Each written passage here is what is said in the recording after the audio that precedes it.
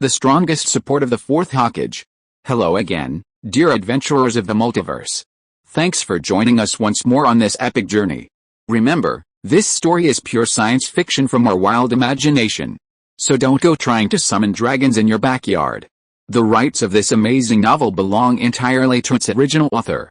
We are only the narrators. Do you want more adventures? Show some love to our YouTube channel with a subscription and a like. And if you want exclusive content, our Patreon is waiting for you with open arms. Chapter 178, This is an Order. Quick! Rescue the wounded. On the battlefield in the cave, a brief truce occurred due to the divine power of a certain ninja. Yes, the huge wooden wall stood there, but no one, including several Kage, dared to approach easily. People could only do their best to rescue their comrades. It was like a punishment from heaven. Inoki held his forehead. Such power, such a feeling, when he was just a teenager, he had only felt it from one ninja, Uchiha Madara. Although he was defeated by the First Hokage, Hashirama Senju, in the final battle of the Valley of the End, the great man's great achievements could not be buried. No. Perhaps compared to the First Hokage's gentle style, he is more like a standard ninja. He advocates strength and absolute power. It was this ninja who changed young Inoki's outlook on life. From the moment he used his own strength to bring the entire Iwagakure to its knees, Inoki finally understood that in this cruel world, only by mastering the most tangible power could one control one's own destiny. Such a Hokage, what do you think? Zed's voice was deep. In truth, he hadn't gained much of an advantage in his clash with Hatake Tsukumo either. They had merely exchanged a few wounds. After all, even the Sandame Reikage could fight a tailed beast in hand-to-hand combat, but facing that short sword with astonishing penetrating power, even the Reikage, known for possessing the strongest shield, wouldn't dare to touch it.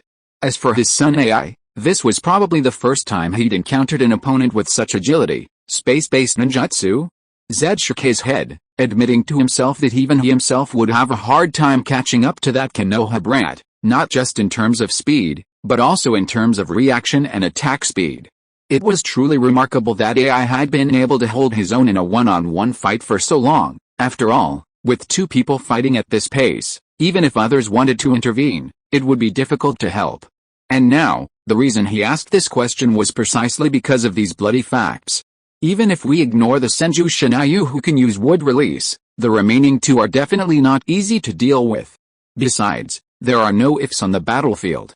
Look at the already seriously injured Mizuka Jiagura. Although he is young, as a Jinchuriki, he is no small figure. Just by taking a single direct attack, he has lost his combat capability. Before the war, their opinion of Konoha was quite high, but now it seems that it is still insufficient. Although the three-nation alliance is a fact, none of the major powers have pledged their full strength, partly to prevent possible betrayal among their allies. This is perfectly normal for ninjas, but also because they believe that the simultaneous action of all three Kages is enough to destroy this Konoha force. But look at the scene before them. This wooden wall alone left them helpless. Indeed, the three Kage had no shortage of means to breach this defense. The question was, who had the guts to challenge this divine realm, so soon after such a natural disaster? Continue the attack. Inoki stood up, his voice unwavering. Such an opportunity won't return. Once Konoha headquarters reacts, we'll face its wrath. The old man gradually ascended into the air. He touched his hands together and struck his signature pose once again. Dust release. He absolutely could not allow that to happen. If the ninja world were to gain another Shandame, perhaps peace could still prevail. But if it were an Uchiha Madara, the world would be turned upside down.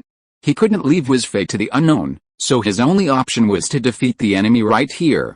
A surge of chakra began to gather in his hands, and the terrifying dust release was about to radiate. But at this moment, the huge wooden wall began to wither on its own and gradually disappeared. The dust settled. In the exposed open space, the ninjas of Konoha huddled together, with only one man standing in front of them all, the dividing line of the final battle. Minato. Even standing up was becoming incredibly difficult, but Shinayu struggled to call little Taeyang to his side. While this was the riskiest strategy, there was no other way. I'm here. Shinayu didn't even need to say anything, as Minato caught him almost as he fell. As a brother, no one cared more about Shinayu's safety than him. What's wrong? What did you want to say? I'm flying thunder god jutsu, ahem. If it's now, How many people can you take with you on the longest flight? How many? If I give it a try, little Taeyang said solemnly. I can bring everyone here back, but it'll take some time to prepare, then hurry. Shinayu's eyes lit up. That's right, this was the ultimate solution. If Minato could do it, then everyone here could be saved, except him. Senju Shinayu. But, what if the enemy launches an attack while you are carving the talisman? Don't worry, Jinayong leaned weakly on Minato, but that smile exuded a kind of reassuring power. During this time, I will do my best to help you, don't worry. Jinayong shook his head and stopped Minato from speaking. He knew what he was worried about. As long as the wooden wall is not opened, I just need to keep consuming chakra.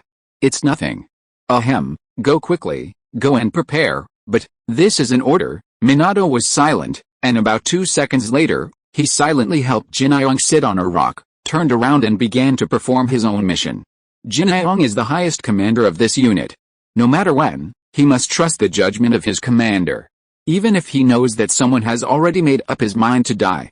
It's nothing. As a brother, would he really leave him here alone?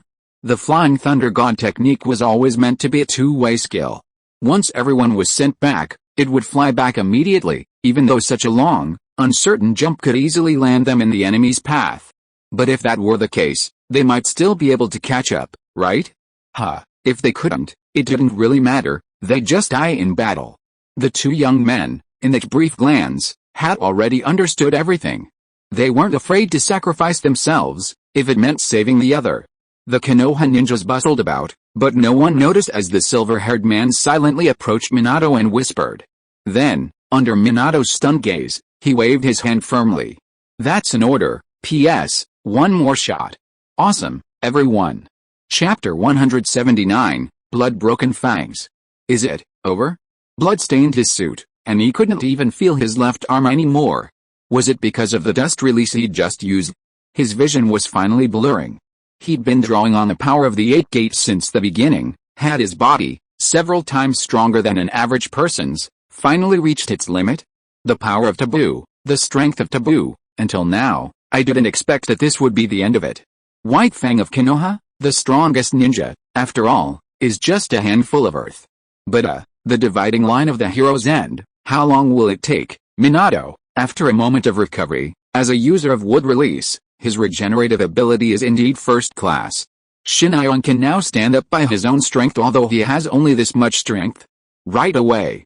Half a minute at most, standing in the middle of the crowd, Minato closed his eyes tightly, concentrating on activating his ninjutsu. Using Flying Thunder God to transport so many people simultaneously would be incredibly difficult, even for him. Another half minute? Shinayong's gaze pierced through the layers of massive trees. From the coalition's direction, Ono was already drifting towards them. A dust release attack? Indeed, if one wanted to dismantle the wood release barrier in one fell swoop, there was no more perfect ninjutsu than this absolute one.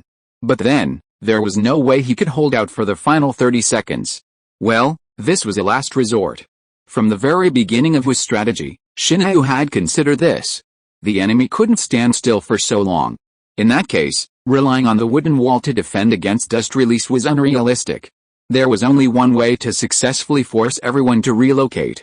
If Shinayu left the main force, the dust release's target would naturally shift. Senju Shinayu and the remaining Konoha ninjas simply didn't share the same values. In a sense, if Shinayu died in this battle, all the previous efforts would be worth it. So, the wooden wall disintegrated. The massive wooden wall began to crumble, and Shinayu stood alone in front of everyone. To think that, having once only cared about his own survival, he would now do such a thing for the village. How ironic. But I have no regrets at all. A playful smile curled up his lips again, and he prepared to face his own death. It was a flash of white light. To Shinayu, no, to any Konoha ninja, that white light would probably be familiar. That was Konoha's pride, its sharpest fang. Why? Shinayu's world slowly darkened. The unprepared blow left him without a chance to struggle, and he slowly slumped over. Why? He could no longer ask, as all feeling receded from him.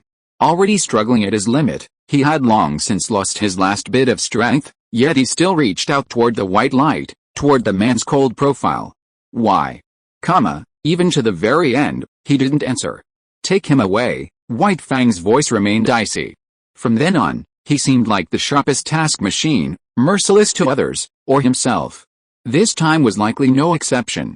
Meanwhile, on the coalition side, the old man gradually floated into the air. He touched his hands together, striking his signature pose once again. Dust release. The battle was about to begin. This was the final, life or death struggle between the two sides. And this time, the only time, a smile finally appeared on the corner of White Fang's mouth. He looked at the vast number of enemies without fear, then clenched his hands and tightly grasped the short sword. The eighth gate of the 8 gates of ninjutsu, the Death Gate, open. The enclosed space underground should have been quiet and windless. But at this moment, the storm caused by chakra set off a gust of wind here. The dense, huge wind wall that even chakra could not penetrate was showing off its bloody end. The 8 gates of ninjutsu was originally a forbidden technique based on the ninja's own qualities to comprehensively improve the combat effectiveness. So, what kind of transformation will Tsukumo, who can already reach the level of Kage, usher in after opening the final death gate? No one knows, until the sound of the earth cracking really sounded. Boom, an unimaginable explosion echoed. Almost instantly, the figure, whose trajectory was indistinct, had already arrived before Inoki. At this moment, perhaps he could no longer be called Konoha's White Fang, because the blood-red color that enveloped his entire body, seemingly flaming, had become his only embellishment. The origin separation technique was ready, but the moment Tsukumo appeared before Inoki, he knew, it was too late. Even the imminent release of dust release couldn't match the ninja's ferocious downward slash. Dodge. Chi, the short blade pierced the body. But the vermilion didn't spray. The ready-made substitution technique saved Inoki's life from the brink of death, but that was all. Even after escaping the attack range with a substitute, a hideous wound still remained on his chest, nearly severing him. It wasn't over yet. Another sonic boom echoed through the air. The terrifying acceleration was so intense that not even sound could keep up. No one noticed that while Inoki's failed dust release didn't kill the berserker, it did take his arm. But that was no longer important. Next, a terrifying dash beyond the reach of sight. A flash of blood in midair. When he reappeared, White Fang was already standing before Zed. Thrust. Tsukumo had mastered this simple move to its fullest potential. A commonplace move, yet the Hokage's vaunted shield proved powerless. Blade pierced flesh. This time, the dagger, brimming with murderous intent, sank completely into the opponent's heart, and in return, the Hokage's fingers dug into White Fang's chest. Father, I roared, charging towards White Fang, unaware that the blood energy lingering around him had not yet dissipated. Swing. Unlike White Fang's usual style, this terrifying force instantly tore a vast gaping hole in the earth. Although AI stopped himself in time, the terrifying blade's energy had left a wound on his face that would never be erased. Then, blood emanated, and a golden light rose. Was it over? Blood stained his battle suit red, and he couldn't even feel his left arm anymore. Was it because of the dust release technique he'd just used? His vision was finally blurring. He'd been drawing on the power of the 8 gates since the beginning, finally. Even with a body several times stronger than an average person's, had it reached its limit? The power of the forbidden, the might of the forbidden. At this point, I never thought this would be the end of it. White Fang of Konoha, the strongest ninja, after all, was nothing more than a handful of dust. But what a wonderful life. Thank you. P.S. White Fang has died, and the academic master has also graduated. Everyone. How many chapters did I update today? I'm practically going crazy. I want votes. I want to give a reward. Chapter 180, Painful Growth. When he woke up, he saw a gray-white ceiling. For Shinayong, this scene was all too familiar. This was Konoha Hospital. And this wasn't the first time he had woken up here. But at times like this, he actually missed the route, that cold basement. At least, every time he woke up there, the gloomy old man wrapped in bandages would bring him good news. You're awake. Eagle's voice was a little haggard. More than 70 hours had passed since the seriously injured Shinayong was sent back. During this period, Eagle had been on the battlefield 3 times, and the rest. She didn't even have time to heal her own injuries before she came to Shinayong's side. So, when Shinayong opened his eyes, Eagle appeared by his bedside. Feeling better, she gently stroked Shinayong's face, tears of joy and worry in her eyes. Konoha, overnight, had become the most helpless place in the ninja world. The coalition forces. In the true sense, a coalition force that had come out in full force. Ninjas from the earth, lightning, and water kingdoms, driven by a desire for revenge and determined to annihilate Konoha, set foot on the territory of the Fire Nation. This time, Konoha truly faced a desperate struggle for survival amidst the encirclement of these three kingdoms, with no allies, no outside help. Looking out, the entire ninja world was Konoha's enemy. Much better, Shinju's voice was still a little weak, but his internal injuries had almost fully healed after such a long period of rest. The only thing he couldn't overcome was the inner demon.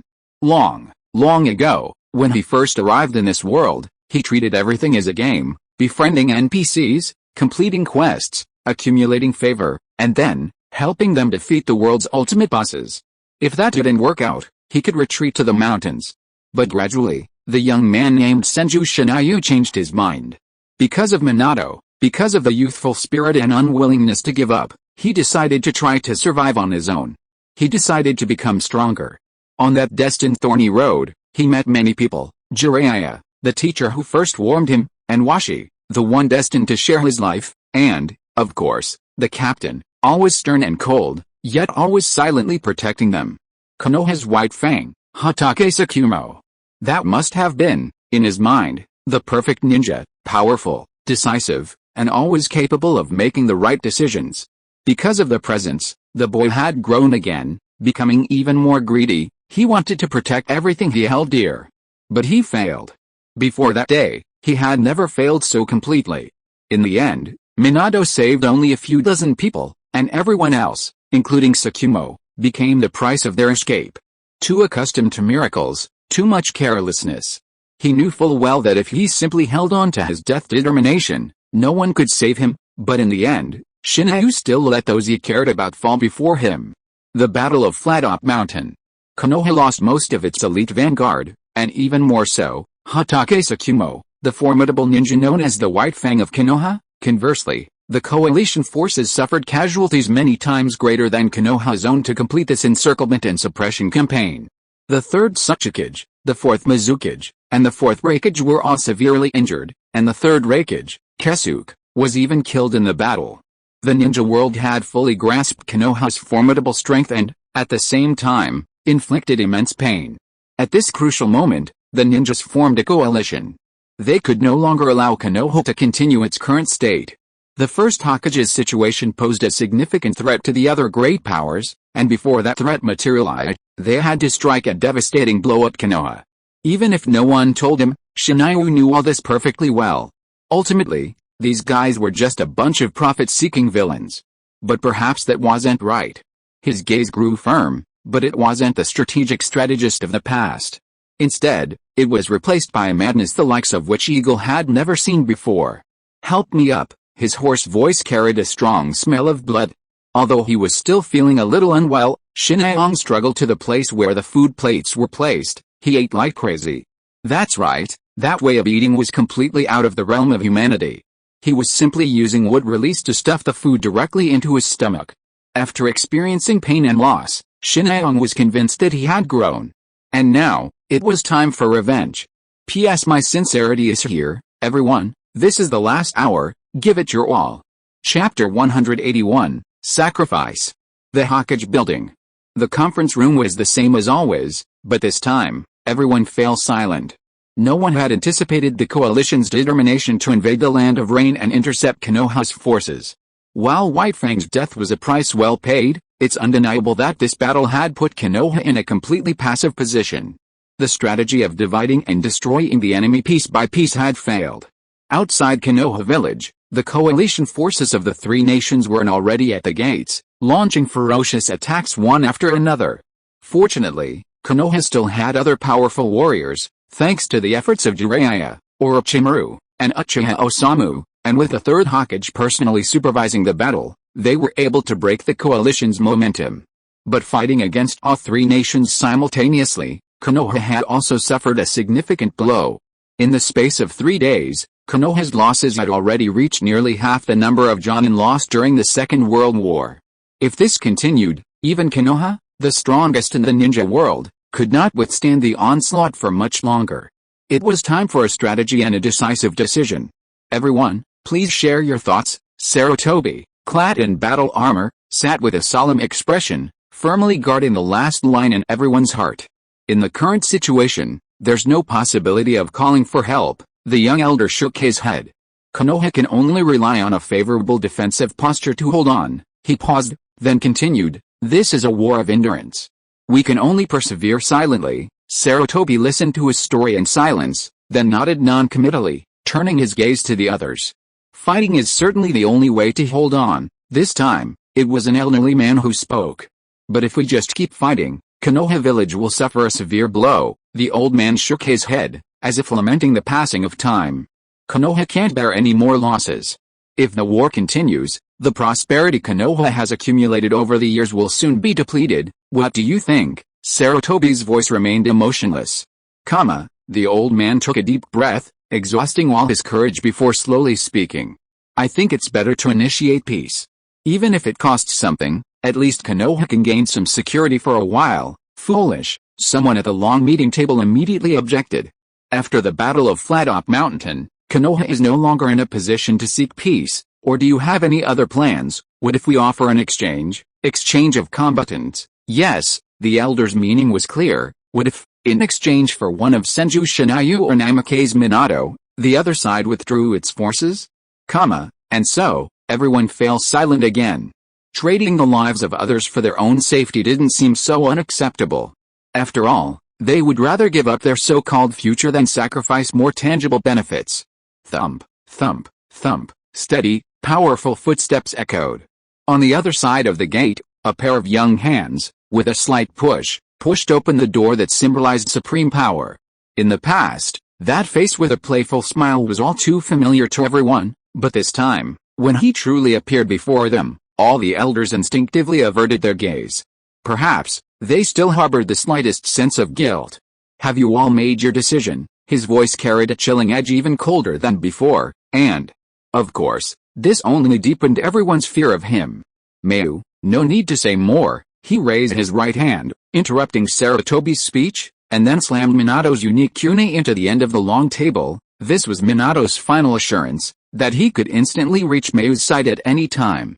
In that moment, he finally dropped all pretense of maturity. Keep Minato at the hospital, and wacky. He stared directly at the Sandame, who sat at the upper seat, and spoke in a tone that was almost commanding, but this time, no one blamed him. Then, he swept his gaze over the faces of each elder. Shinayong sneered. Everyone, goodbye. He turned around gracefully, and everyone, including Sarutobi, lowered their heads. This might be the young man's final farewell. Compared to the last siege at Pingdingshan, more and more powerful ninjas have joined the battle this time. The only benefit of that heavy loss for the coalition forces was that they finally put aside their disputes temporarily and put all their strength into the battlefield of Konoha. The siege has lasted for 3 days. 3 days of consumption finally made the Shinobi League see the hope of victory. By yesterday evening, Konoha had lost all its outer positions. From today on, they will attack the real foundation of Konoha village. And just when those bloodthirsty impulses could no longer be suppressed, the gate of Konoha slowly opened. From the not-so-deep corridor, from the concealment of the shadows, it was not Konoha's aggressive army that walked out. There is only one person coming. P.S. I am really hurt by working so hard on the weekend. Please help me with everything. Chapter 182, Surrender? After a brief moment of alert and silence, piercing laughter erupted from the coalition forces. Initially, when the ninja known as the Dark Shadow of Ink stepped forward, everyone's heart was in their throat. But after a long time, until Konoha's gates were closed, no reinforcements appeared. Finally, a roar of laughter erupted from the coalition's direction. They should have thought of this long ago. At this point in their desperate situation, was there any other way for Konoha to escape this crisis except by sacrificing this culprit? Ha. They had never imagined that Konoha, known as the most powerful, would surrender the village's future like this. This was truly laughable. They wouldn't execute this pathetic, abandoned child immediately. They would torture him mercilessly, strip every shred of his flesh from his bones. Their skin would be hung on the flags of the great powers. Senju Shinayu. This man, feared by all ninjas and the trembling of the great powers, would die in such a tragic and obscure way. What a monstrous irony. Although they couldn't kill him immediately, the ninja, prepared for a fierce battle, didn't mind first trying to shatter his prestige. After all, he had once stood at the pinnacle of the ninja world, and not everyone had the opportunity to detain such a cage-level powerhouse. People jokingly gathered around him, and even some of the coalition's top brass tacitly approved of this behavior. They truly hated this young man. In the ecstasy of victory, no one noticed that all their captive ninja beasts, used for communication or combat, stopped before the man, some even kneeling down. Every living creature felt fear in his presence, but most humans were overwhelmed by their excitement. Only those animals, true to their instincts, recognized the threat before them. If not for their training, they would have turned and fled. Nor did they notice the cruel smile on the face of the man they considered their captive. Surrender? Ever since Jinyoung awoke, the gleam of hatred in his eyes hadn't faded. That despair and rage, Ji was all too familiar with. She had to stop Jinyoung. At this moment, besides Minato, still lying in the hospital ward, she was the only one who could do it. But just as she was about to scale the wall, an entirely unexpected figure suddenly stood in her way. Mistress, you can't go through. A few years had passed, and Yuan had grown into a handsome young man. Although his fair skin still held a certain girlish beauty, in terms of sheer strength, he was no longer the same as that immature brat. He stood firmly before Ji with a complex and resolute look in his eyes. He had a reason why he absolutely couldn't let Ibi pass. Where is Shinayu? Ibi's voice was filled with suppressed rage, but the unbridled murderous intent already made everyone around him feel the pressure.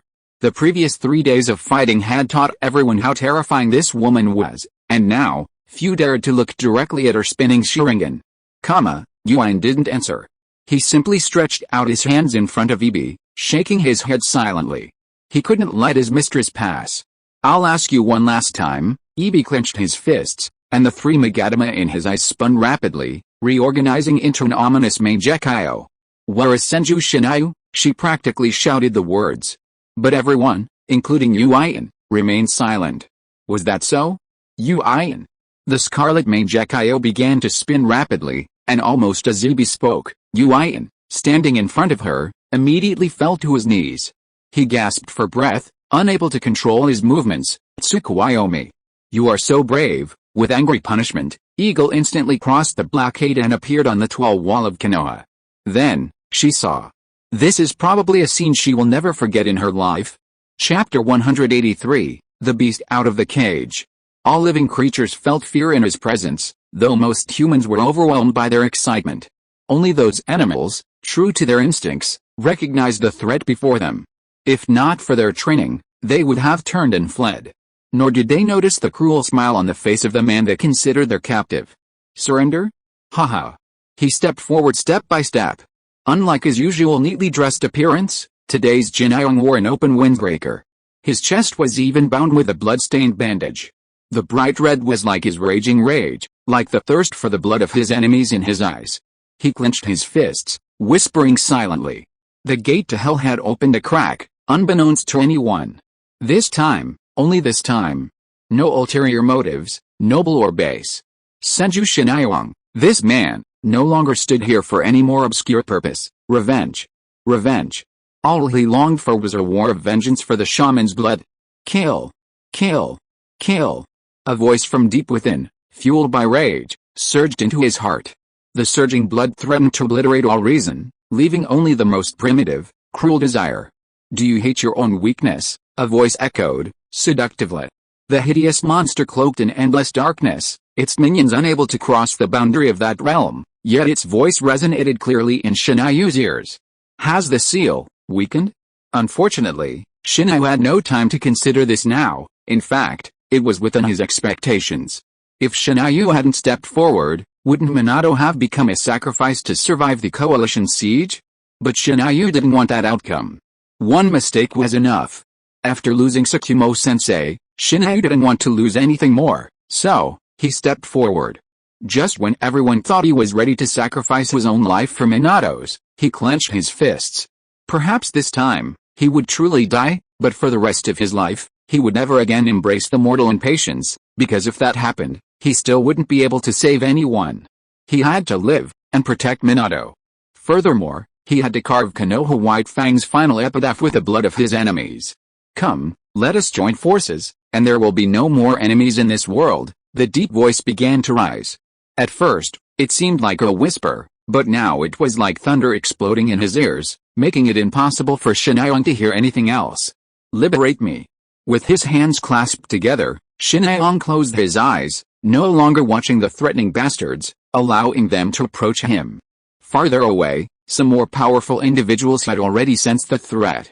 Their expressions changed from fanaticism to surprise, and finally turned less ferocity and fear. Wood release, Tree Realm arrives. The same move, but this time, the impact was even greater than any previous attack. Around Konoha, the once lush trees suddenly twisted madly, cheering and snapping into action, moving in a single, fixed direction, like some strange pilgrimage, or perhaps some terrifying evolution. Kill! Kill! Shinai's will reached every tree, and like the most brutal soldiers, those spears, those armor, all transformed into their bodies, transforming into the powerful, twisting branches that people saw before them, then madly swept across the battlefield.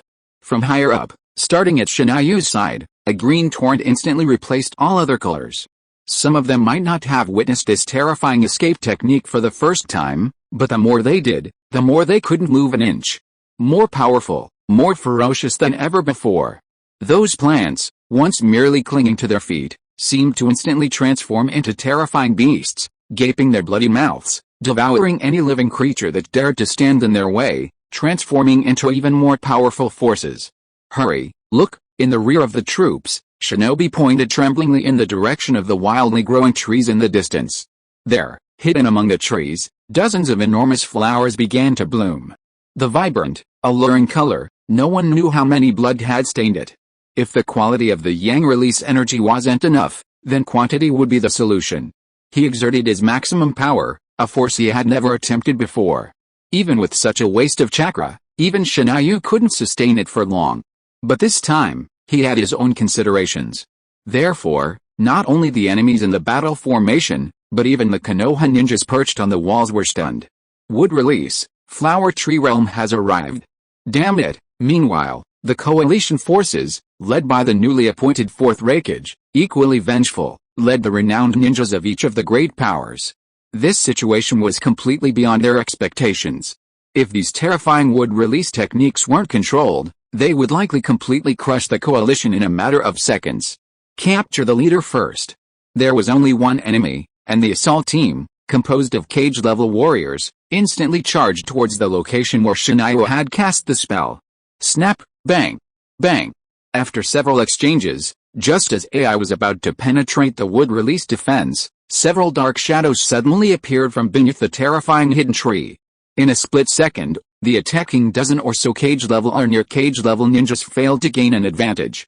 And when those shadows descended, people finally saw their true forms. Senju Shinayu.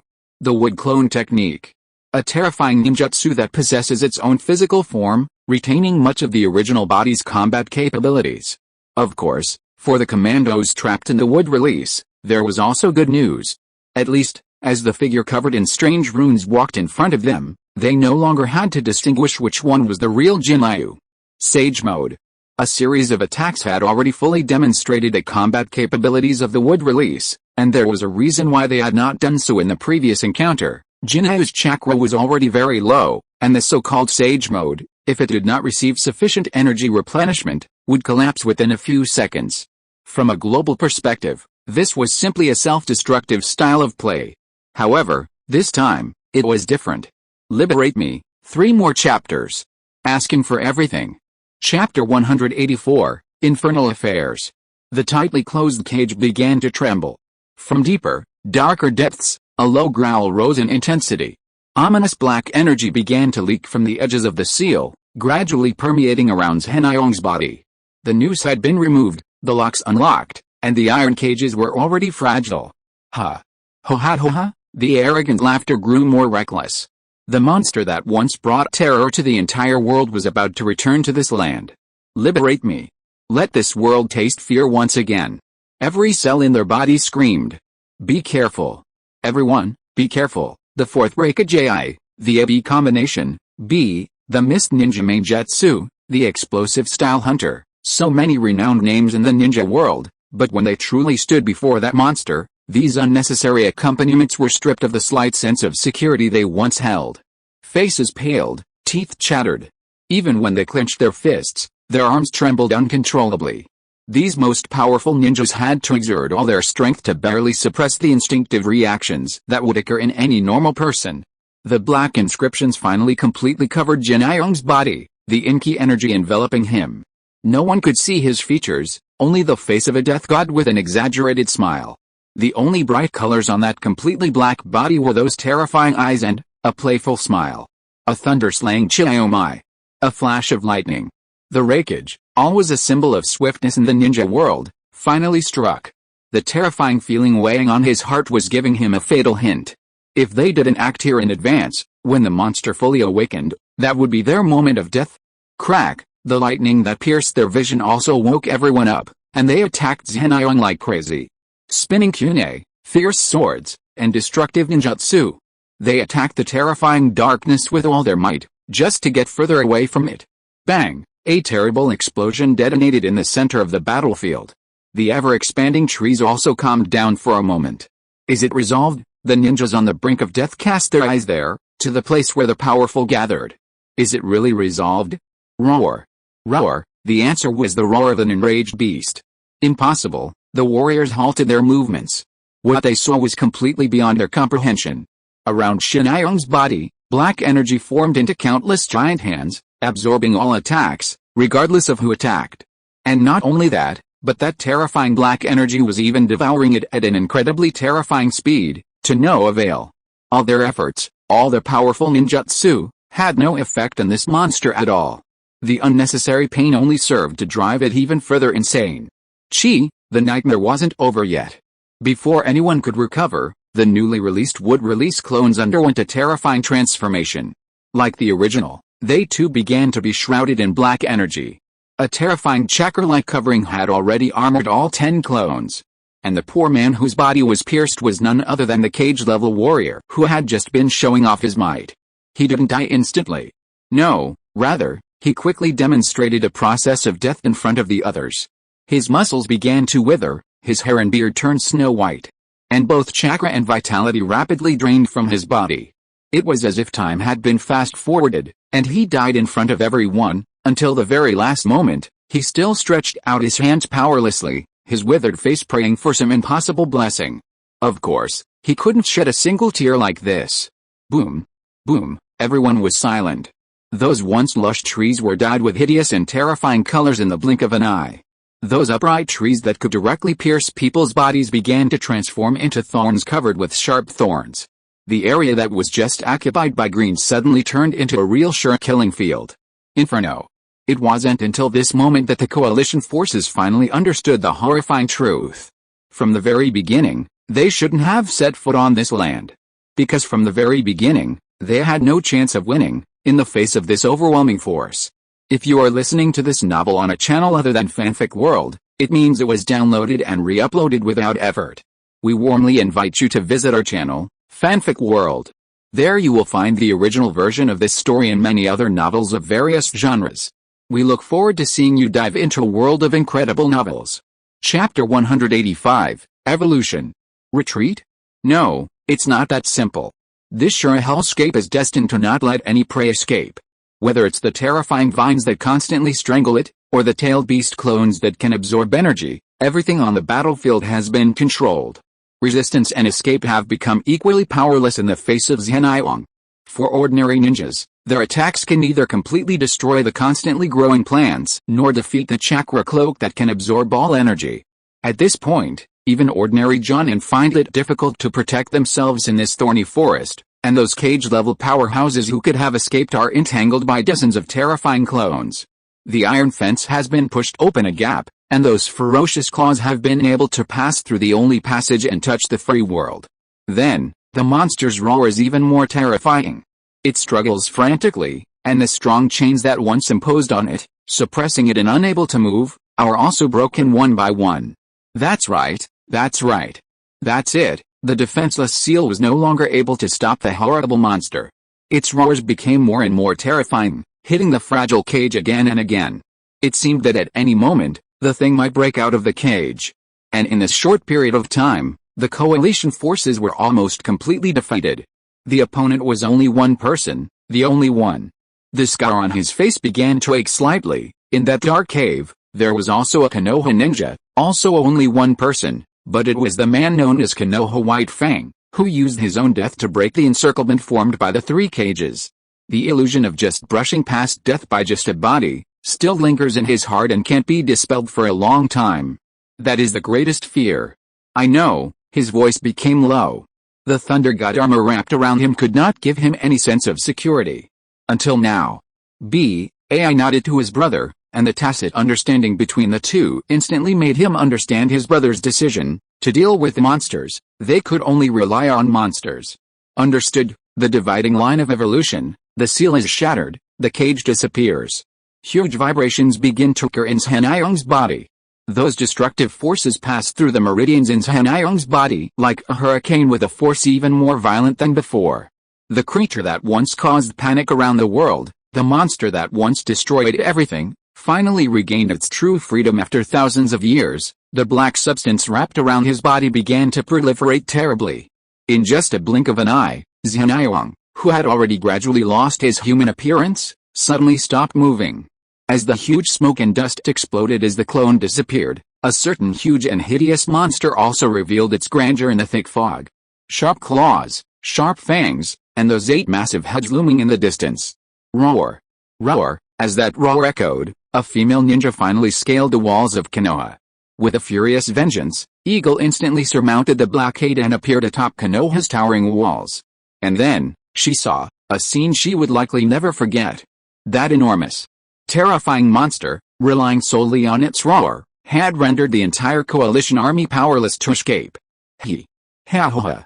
Ho-ha-ho-ha. That terrifying laughter began to echo in her mind, though only Shinayu, now consumed by the demon, could perceive its glee and mockery. She had painstakingly sealed it away, attempting to gain this terrifying power, thinking of one method after another, only to unleash this monster here again? No. Sanayong had long ago said he would never again embrace the idea of certain death, and all of this was indeed within his expectations. The monster's rampage, the clash of energies, the mutual devouring and assimilation. So, is this how it is? A sardonic smile played across Sanayong's lips.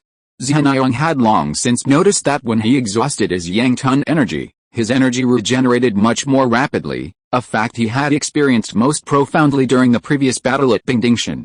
Initially, he hadn't considered this issue deeply, until that last, final battle. Sanayong finally grasped the problem. Perhaps he wasn't yet capable of mastering both Yang Tun and Yin Tun energy like the legendary Six-Path Sage, but what was certain was that these two opposing energies also had a certain mutually reinforcing relationship. And it wasn't until the Wuling began devouring and transforming his Yang Tun energy that he finally grasped the formula for this energy conversion. The counterattack had begun. Sanayong began to reversely transform the energy in the body of the ghost. Compared to the other party's gentle method, Sanayong, who has the ability to predict the future, exerted his computing power to the extreme at this moment. Therefore, the huge monster suddenly began to wail. And in less than a breath, it completely disappeared into thin air. Now, only Thousand Hands Sanayong was standing there. The bright purple enchanting inscription began to evolve from his eyebrows, outlining a complex and mysterious picture on his cheek. A completely new sage mode was also imposed on Sanayong's new body. And the so-called ghost, from soul to flesh, has been completely assimilated. This is the real evolution. Roar, but now, it is not the time for Sanayong to rest. On this terrible battlefield, with the disappearance of the ghost, another huge monster revealed its figure. He has the most ferocious bull head and 8 powerful tentacles like an octopus. 8-tailed bull demon is here. P.S. The second update is here. Ask for everything. Chapter 186, New Wood Release. Is this evolution? Sanayong raised his hands, staring blankly. It was completely different from what he felt before. It turned out that his assumptions had been completely wrong. The so-called wood release was originally a form of life. Countless lives, due to different emotions or growth, would always manifest different states at different times. There was no single moment when life was completely still and unchanging. And as the interpretation of life, wood release had no fixed form. Perhaps, for the shot aim, that method of operation and use was most suitable for him. so that with that concrete form of chakra and method of use, he could maximize his strength. Or perhaps, Shin'ai was originally different from the Shodaime. People seem to have become accustomed to comparing him to the Shodaime Hokage, and even now, such a subconscious impression remained in Shin'ai's heart.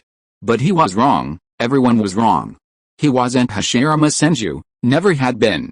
And when he finally faced this reality, following the chakra conversion method he'd learned from Wulian, he gradually engraved his own sage inscription. Now, he could truly be called a wood-release user, not just a puppet controlled by it. Powerful energy began to flow through his body, and it was no longer as difficult as it had been back then. For Shin'ai, Sage Mode had become a fully fledged part of his combat power, not just a last-minute, life-or-death move. And it wasn't just that. Roar! Roar! Monsters had appeared, the gigantic Gyuki occupying a small portion of the battlefield. For most ninjas, seeing such a monster once in their lifetime would be a complete surprise, but now, within a matter of minutes, two monsters had appeared before their eyes. Although Shin'ai was no longer the monstrous form of a tailed beast, he was still the greatest danger to the coalition forces as long as those terrifying vines continued to move. Such a thorn-filled environment was definitely not suitable for a battle for Hibiki. However, after fully transforming into a tailed beast, he undoubtedly possessed the ability to alter the terrain. First, he had to clear away these thorns. The enormous tentacles gathered around his body, and before anyone could react, the massive monster began to spin at a speed completely belying its enormous size. Tailed Beast ate scrolls. At first, there was only a light breeze, but as the rotation accelerated, even the thorns and the earth were uprooted. The massive creature flaunted its terrifying power before the crowd, as if nothing could stop it, stopped. The incredibly powerful monster was pinned to the spot. Ouch! A roar of pain, piercing with agony. In the monster's shadow, a nearly insignificant figure stretched out a hand, and in the direction of his hand, countless thick, exaggerated thorns rose from the ground. In the blink of an eye, the 8 massive tails of the Ushioki were pinned to the ground. Shin'ai's gaze betrayed annoyance and disdain, and the inscription on his face changed color and shape, emitting a dazzling crimson glow. Behave! His 5 fingers formed claws, and he grasped down with all his might. The thick brown tree trunks reappeared, the only bright colors in hell, and instantly transformed into the sturdiest cage, completely confining the 8 tails. Press! His 5 fingers clenched. The terrifying cage tightened, and the momentarily ferocious monster was instantly thrown to the ground. Roar! Roar! Pain and humiliation finally drove the monster mad.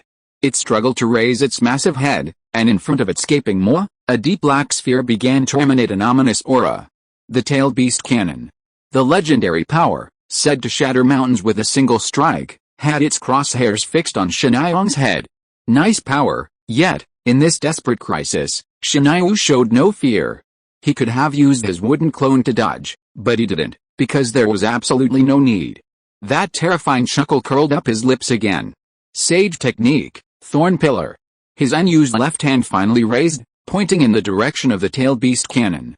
The instant the ninjutsu was activated, the inscription symbolizing the sage technique changed again, assuming that enchanting, brilliant purple hue. Puff! The pitch-black energy bomb finally launched, but in its path, a vast web of thorns appeared out of thin air. The moment the destructive energy touched the thorns, something horrifying happened. The destructive energy penetrated the first layer of defense, but quickly began to shrink at a visible speed. As it finally vanished, the massive thorns were barely halfway through. Before everyone's eyes, the tailed beast cannon, imbued with terrifying energy, was devoured alive. Now, can you be quiet? P.S. Third update coming soon. Please reward, please recommend, please hook up, pub. Chapter 187, The End of the War. Now, will you be quiet? Senju Shin'ai, resembling an immortal, spoke. With a disdainful wave of his arms, and the inscription on his face shifting once more, the sturdy trees instantly engulfed the 8 tails. And within those layers of trees, wooden shackles descended from the sky, pinning the massive form to the ground. Immortal technique, my Jinman. Unknowingly, Shin'ai could now, like the first generation, suppress the terrifying tailed beasts at will. Even Shin'ai, having mastered this level of power, couldn't help but sigh in admiration. This was truly the ultimate power capable of distributing the ultimate might of the tailed beasts at will. But, it wasn't enough. After a moment of distraction, Xian'ai unclenched his fists. To this day, Xianyang hadn't found a move comparable to the original Buddha on the top. The 8 directions shocking warrior he summoned in the cave the previous time was only an incomplete form, or rather, that form only inherited the yang release attribute within Xianyang. The 2 states of sage mode showed that the wood release Xianyang now used was no longer the single, unchanging yang release energy of the original. To a certain extent, although Xianyang, having mastered the mutual generation of yin and yang, couldn't yet make the 2 energies coexist, he could already use them independently. So, theoretically, Xianyang should be able to use more incarnations than just 8 directions shocking warrior. But to this day, he hadn't found a way to use another incarnation. Furthermore, even if Xianyang chose a completely different method of evolution from the original, an incarnation with a single attribute would hardly be able to compare to the original's Buddha on the top. Of course, that was all a matter of later discussion. After all, compared to the powerful currently active in the ninja world, Shinhei was now overwhelmingly powerful. Unless he encountered some peculiar entity, he could be considered a free-for-all. However, he was also plagued by another, more practical, and pressing issue. The battlefield was no place for brooding. For a moment, Shinhei returned his gaze to the enemy before him, those trembling, unsure of what to do. His lips curled up once again with that irritating smile. He walked step by step toward the fleeing coalition forces. Before today, these very men had threatened to raise Konoha. Hours before, they had been brazenly invading other nations. Even just minutes before, they had been eager to chop off Shinayu's head to satisfy their own petty sense of glory. But now, only fear remained in their eyes. When all the forces they could rely on disappeared, they no longer had the strength to fight. Just like when they faced Madara later, what role could these humble and ignorant accomplices play? I'll take the 8 tails. Xianyang's arrogant voice quickly spread throughout the battlefield. If you want to exchange your Jinchuriki back, then we can solve it at the negotiation table, he said jokingly, his tone sinister, as if it was the biggest mockery of the coalition forces. Of course, I mean, if you can really escape safely. As the voice fell, those crazy plants shook again. They kept dancing, continuously harvesting fresh life. Time seemed to have traveled through reincarnation. From this moment on, the ninja world seemed to have returned to the era of decades ago, the era that belonged to Konoha and Senju Hashirama. Failed? No. No, no, Yu's tone is still as charming and seductive as before, and that delicate tone seems to be born to be the nemesis of males. Ha ha, her laughter is like a silver bell swaying in the wind, and the scarlet in her eyes, however, breathes a majesty that despises everything. I like strong men, and such a strong man has no effect on our plan at all. It's better to say that it suits my taste. She stretched out her small tongue that seemed to be stained with blood, and licked her lips carefully. As if everything is already under her control. Whether it is Senju Shinayang or Konoha. In this densely woven net, they have long had no way to escape. First update as usual, ask for everything. Chapter 188, The Biggest Threat. In the summer of Konoha's 47th year, the Third Shinobi World War had begun less than 3 months earlier, and now it was drawing to a hasty conclusion. This seemingly child's play battle would only elicit scorn from future historians, but for the ninja themselves, no one could laugh. The ninja world felt a threat, an unprecedented one. People knew that the era of power balance, achieved through the division of the tailed beasts, was over. This era was destined to belong to Konoha, an era where trees and force divided everything. The largest and final battle of the Third Shinobi World War was the Battle of Konoha Village. The vast coalition of the Land of Earth, Land of Lightning, and Land of Water, capitalizing on the advantage gained at the Battle of Flatop Mountain, advanced towards Konoha's territory. With lightning speed, they reached Konoha's very territory within 3 days, but alas, they missed their greatest opportunity to achieve their goal in one decisive battle. It was during these 3 days that the figure who had been terrorizing the ninja world for so long awakened, the Senju clan of Konoha. Senju Shinryu. Just as everyone had feared, he reappeared on the battlefield, fully mastering the power of wood release, at least in the eyes of his enemies. Those terrifying giant trees had fatally tilted the battle. The sheer disparity in power rendered the ninja coalition powerless against him. Like the legendary first-generation Senju Hashirama, he crushed the entire coalition with a near-crushing force. The war had long since become a one-sided massacre. No one could resist the power of the immortal. Naturally, this war ended in Konoha's victory, while the three-nation coalition lost the majority of their manpower. To be exact, 70%. In terms of high-end combat power, among all the others, only the Fourth Hokage escaped with his swiftness. All of the 7 swordsmen of the Mist Shadow, except for main Jetsukazuki, were killed in the battle. Killer B, the 8-tails Jinchuriki, was even captured alive by Senju Shinayu. After that, the Land of Lightning could only redeem its Jinchuriki through an exchange of benefits. So far, this Shinobi World War seems to have been won by Konoha once again, but this victory has a completely different significance from the Second World War.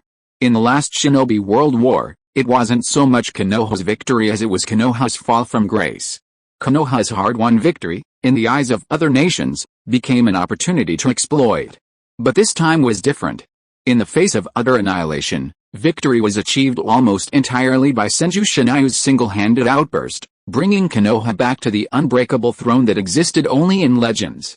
The other ninja villages that had experienced the pain could only huddle in their own corners, trembling, praying for God's blessing and Konoha's forgiveness. Konoha is back. He announced to the ninja world in the most cruel and bloody way possible that the giant standing at the top is back, the dividing line of hidden dangers. To achieve victory in the present war, Jinayong forgoes the opportunity to gradually dismantle the Wulian's power, choosing instead to devour it directly. He absorbed everything about the Wulian, its body, its energy, and, of course, its memories and spirit. Compared to a lifespan of thousands of years, Jinayong's mere decade or so is utterly insignificant. Even though his mental strength far surpasses that of an average ninja, that doesn't mean he can completely ignore the risks. While he hasn't become a Wulian in human form, his personality, behavior, and even his very soul are inevitably tainted by the Wulian's mark. Under such circumstances, it's not surprising that he could at any moment fall to either side. In other words, Jinayong could at any moment surrender to his bestial nature, following his instincts to unleash wanton destruction and slaughter. This is why, on the battlefield, Jinayong repeatedly restrained his insatiable desire to fight, and precisely because of this, the coalition forces were able to escape. For Jinayong, he no longer had any real enemies. The monster is himself, and the monster's power is his power. To overcome these, it means, to defeat himself.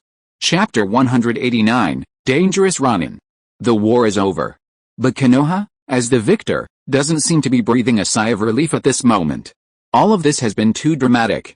Before all this started, no one could have imagined that after such a great defeat, the seriously injured Senju Shinayu could actually achieve such a degree of growth. Compared to the ordinary cage-level strongmen, the current Shinayu has gone beyond the so-called powerful and has been promoted to the realm of terror. Just like the former Senju Hashirama, he doesn't even need to deliberately integrate the power within the village. Now, regarding Konoha, most people have turned to the banner of Senju Shinayu. And among the people, this man, who is originally a descendant of the first generation, has a terrifying appeal. For the current elders, the good news is that the war was won, and the people cannot possibly know the truth of what happened. The bad news: they actually tried to hand over the second Senju Hashirama as a sacrifice to the enemy. Now, he's back. The man who defeated the coalition with blood and terror, the terrifying being who, with a mere mortal body, recreated the power of an immortal, will return to this village with a rage that any normal person would harbor. Even if he doesn't cause chaos, how many of the elders who made such a judgment can protect themselves? But even if they regret it, it's too late. That man is already walking towards the Hokage building, and everyone's hearts are in their throats. The Sandaime even gathered most of Konoha village's combat forces back near the Hokage building. No one could have predicted the madness that this man, who, like the first Hokage, treated the tailed beasts like toys, would do. Most of them trembled, and only a few looked towards the gate with determined but desperate eyes. It was like the coalition forces that had just appeared on the battlefield.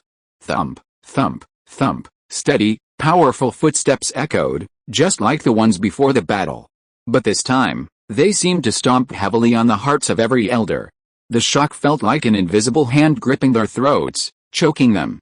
On the other side of the gate, a pair of young hands, with a slight exertion, pushed open the door that symbolized supreme power. His smile was scornful, disdainful. "Everyone," he said softly, then, with a casual and natural movement, he plucked out the kunai he had nailed to the long table before leaving. Was this battle enjoyable enough? He was met with deathly silence and shivering fear. His smile grew even more mocking. "Everyone," Konoha is victorious. We should be happy, huh? Yes, yes, congratulations, Master Shinayu. A middle-aged man, representing a powerful interest group within the village, stood up, wiping sweat from his face with trepidation as he spoke in a fawning tone. But it was clear that this was not the answer Shinayu wanted. Sharp wooden spikes instantly rose from beneath his seat, piercing him from bottom to top before anyone could react. And in even less time, the paunchy man was sucked dry. Shinayu, the Sandame's deep voice echoed, and he clenched his fists, standing solemnly. Is there a problem? Sandame-sama, the voice that had been joking from the beginning suddenly became sharp and terrifying. Shinayu glared at the Third Hokage standing on the other side of the conference room. Until this moment, Sarutobi finally woke up from this confrontation of momentum. The young man who seemed to be under their protection yesterday, had already become the one who had the final say since when. He sighed and sat down in silence, but this short confrontation only increased the fear in people's hearts. Konoha may be about to usher in a storm. But the source of the storm is not the threat from outside the village. I think you all probably have something to say to me. This time, someone quickly broke the silence. Sir. Lords Hanayong, I request to resign from the Elder Council. No need to see you off. Me too, I also resign. Lords Hanayong. The old people who were used to bargaining at the negotiation table stood up one after another, and then left one after another. For the first time, they understood that power might not only be an extension of politics, but absolute power can also control everything. The dividing line of return of the Ronin. Time flies, and when I came to my senses, more than a month had passed. In addition to other countries in the ninja world, Konoha, which has recently attracted everyone's attention, has made new moves. A massive shakeup shook the village's power structure. The Elders' Council, once reminiscent of a nursing home, was practically disbanded, replaced by a round-table council comprised of the village's newest members.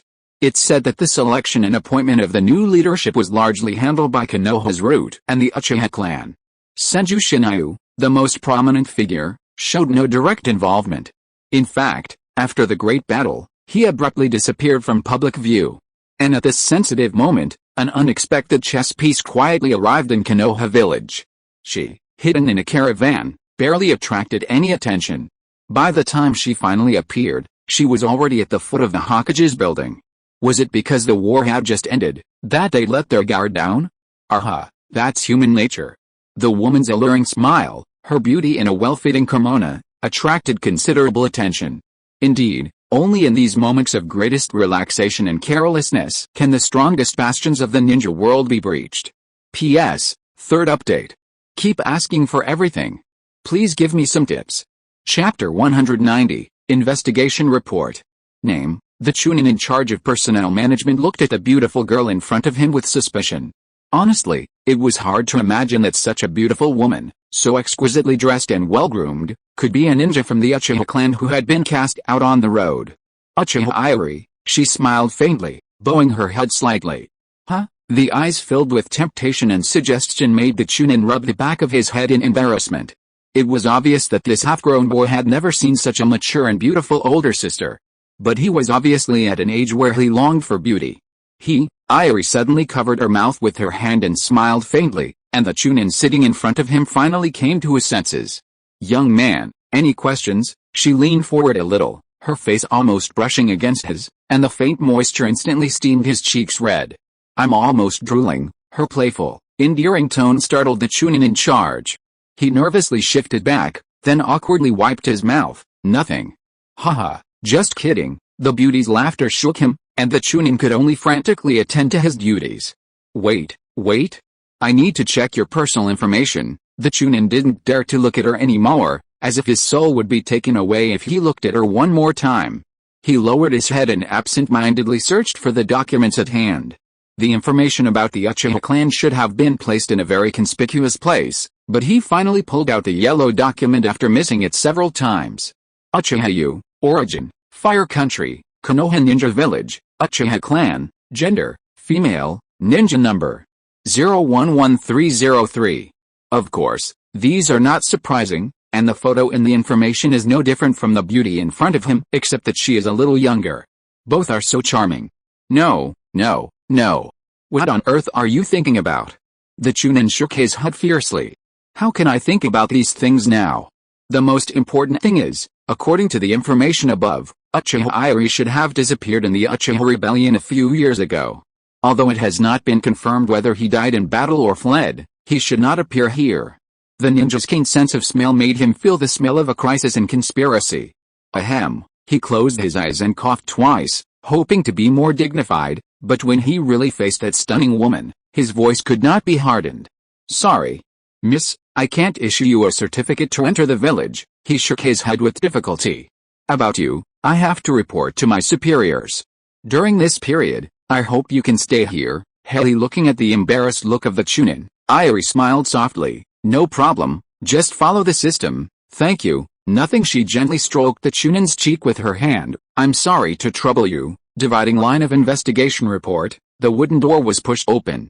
How are you? Eagle tiptoed and came to Zhenayong's side carefully, gently brushing his temples. After that battle, Zhenayong has been locking himself in the room like this. Now, the only ones who can enter this room are Nanmu, Mizuho, Minato and Eagle. Zhenayong is struggling with himself. To be more precise, he was struggling with his own memories, with another part of his personality. It's okay, Shinayu forced himself to shake his head. Clearly, from a normal human perspective, his current situation couldn't be summed up with the word it's okay. Rather, that meant the exact opposite. Willpower, if sufficiently resolute, is extremely difficult to indoctrinate or force from the outside. But the stronger the person, the harder it is to resist their own beliefs, especially when they're deeply ingrained. But his headache didn't stop there. He had a piece of intelligence in his hands, a report commissioned by the Root, Mizuho, and after reading it, Shinayu understood the reason why Waki hadn't sent it. The report wasn't long, merely an investigative report, a report Shinayu had long ago ordered the Root to obtain at all costs. It revealed who had been hypnotized again by whom, the one-tailed Shukokujin Shuriki and Garuda, after being captured by Shinayu. And now, this information had finally appeared before Shinayu. Eagle, first update, please help me. Chapter 191, Personnel Arrangements. Uchiha Irie, Sarutobi sat at the end of his desk. Although he had recently begun planning the inauguration ceremony for the next Hokage, at least for now, he was still Konoha's third Hokage. Yes, with her eyelids lowered, Irie looked a completely different person in front of Sarutobi. While her beauty was undeniable, she had lost her earlier wildness and unruliness, instead displaying a dignified and sensible demeanor, just like her answer, short and concise. Why haven't you returned to Konoha in all this time, but chose to come back now? Although he had aged considerably, for an old man like Sarutobi, who was solely concerned with the future of the village, any danger or hidden danger must be eliminated. A considerable amount of time has passed since the Uchiha incident, as you said, Sarutobi-sama. Irie showed no sign of panic. She politely took a half-step back, then spoke in her clear voice. I did not participate in that war. She paused, then smiled and shook her head. Thanks to this, Elder Kagami sent me and some other members of the clan out of Konoha, and arranged for personnel to disperse us and hide us in various places. Her words flowed seamlessly from this point on, without any trace of editing or thought, and her eyes remained calm and level with Sarutobi. Considering the serious consequences of an Uchiha defeat, we were forbidden to venture out freely. And long after, when I regained my freedom, the war had already begun, she recounted, shaking her head helplessly. I've grown tired of war, and therefore don't want to participate in this one. That's why I've waited until now to return to Konoha. With that, Irie said nothing more, simply standing silently across from Sarutobi. The Sandaime held his pipe in his mouth, took a deep breath, and then slowly exhaled the smoke. From his vantage point, he could see every move of Irie. I understand. Sarutobi put the pipe aside. If possible, I hope you can take the ninja level test. No problem, Sarutobi-sama. The experienced eyes met with the other party for a moment, and Sarutobi's voice sounded again. However, I hope you can stay in the Uchiha residence for a period of time in the future. He knocked on the edge of the table with his pipe. According to convention, the Anbu people will conduct a certain degree of investigation and isolation on you. I understand. The dividing line of dawn. Amidst the pouring rain, two figures appeared almost out of thin air on the riverbank. The one who spoke was a white plant that had grown from the ground. Not far in front of them, 6 hooded figures in fire cloud suits had been waiting in the rain. You're late. One of the 6 known as Pain stepped forward and spoke in a lifeless, emotionless voice. Don't be so serious. The man behind the white plant finally removed his hood, revealing a proud and unruly face. Of course, none of this could compare to the three Magatama in his crimson eyes. A bygone era's ancient past would likely be horrified upon seeing this face, a figure supposedly a legend, long since buried in the earth. Everything is going according to plan. All we have to do now is wait for the right moment. Then why did you come here? Pain's voice remained cold and emotionless. Though it was a question. It held no inquiries, only the few strands of orange hair peeking from beneath his hood confirmed he was truly a living being. No, perhaps not. To help you, the man didn't hesitate, crossing his arms, his eyes filled with confidence and composure. Nagato, he drew out, even a hint of cunning in his eyes. Don't you want to make this world grow up as soon as possible? Grow it to the point where Yahiko's tragedy won't happen again. Just let me know when you're ready. Silence lasted for a moment. After that, Pain, or rather, Yahiko, spoke indifferently, his face only showing some awkward black marks, with no other expression. P.S. I know you'll have a lot to complain about after reading this chapter, but please just wait. I guarantee it's different from what you think. If you are listening to this novel on a channel other than Fanfic World, it means it was downloaded and re-uploaded without effort. We warmly invite you to visit our channel, Fanfic World. There you will find the original version of this story and many other novels of various genres. We look forward to seeing you dive into a world of incredible novels. Chapter 192, Competition. That's right. I might have to stay within the clan for the time being. Yui, maintaining her elegant demeanor, knelt obediently before Usagi, though she didn't stay that way for long. But then again, I didn't expect my cousin to be the clan leader now. She leaned forward, deliberately moving closer to Usagi. I still remember the playful times we had as kids. The important thing is, we're all grown up now. With lowered eyelids, Usagi gently pushed her away. Though both women were equally beautiful, their stances and goals couldn't be more similar. And I don't remember us being this close. Usagi's voice was much colder than Yui's, which wasn't incomprehensible.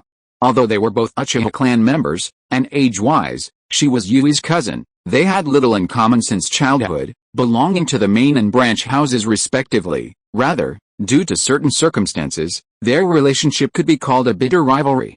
That past, at some point, had become tangled and difficult to tangle with.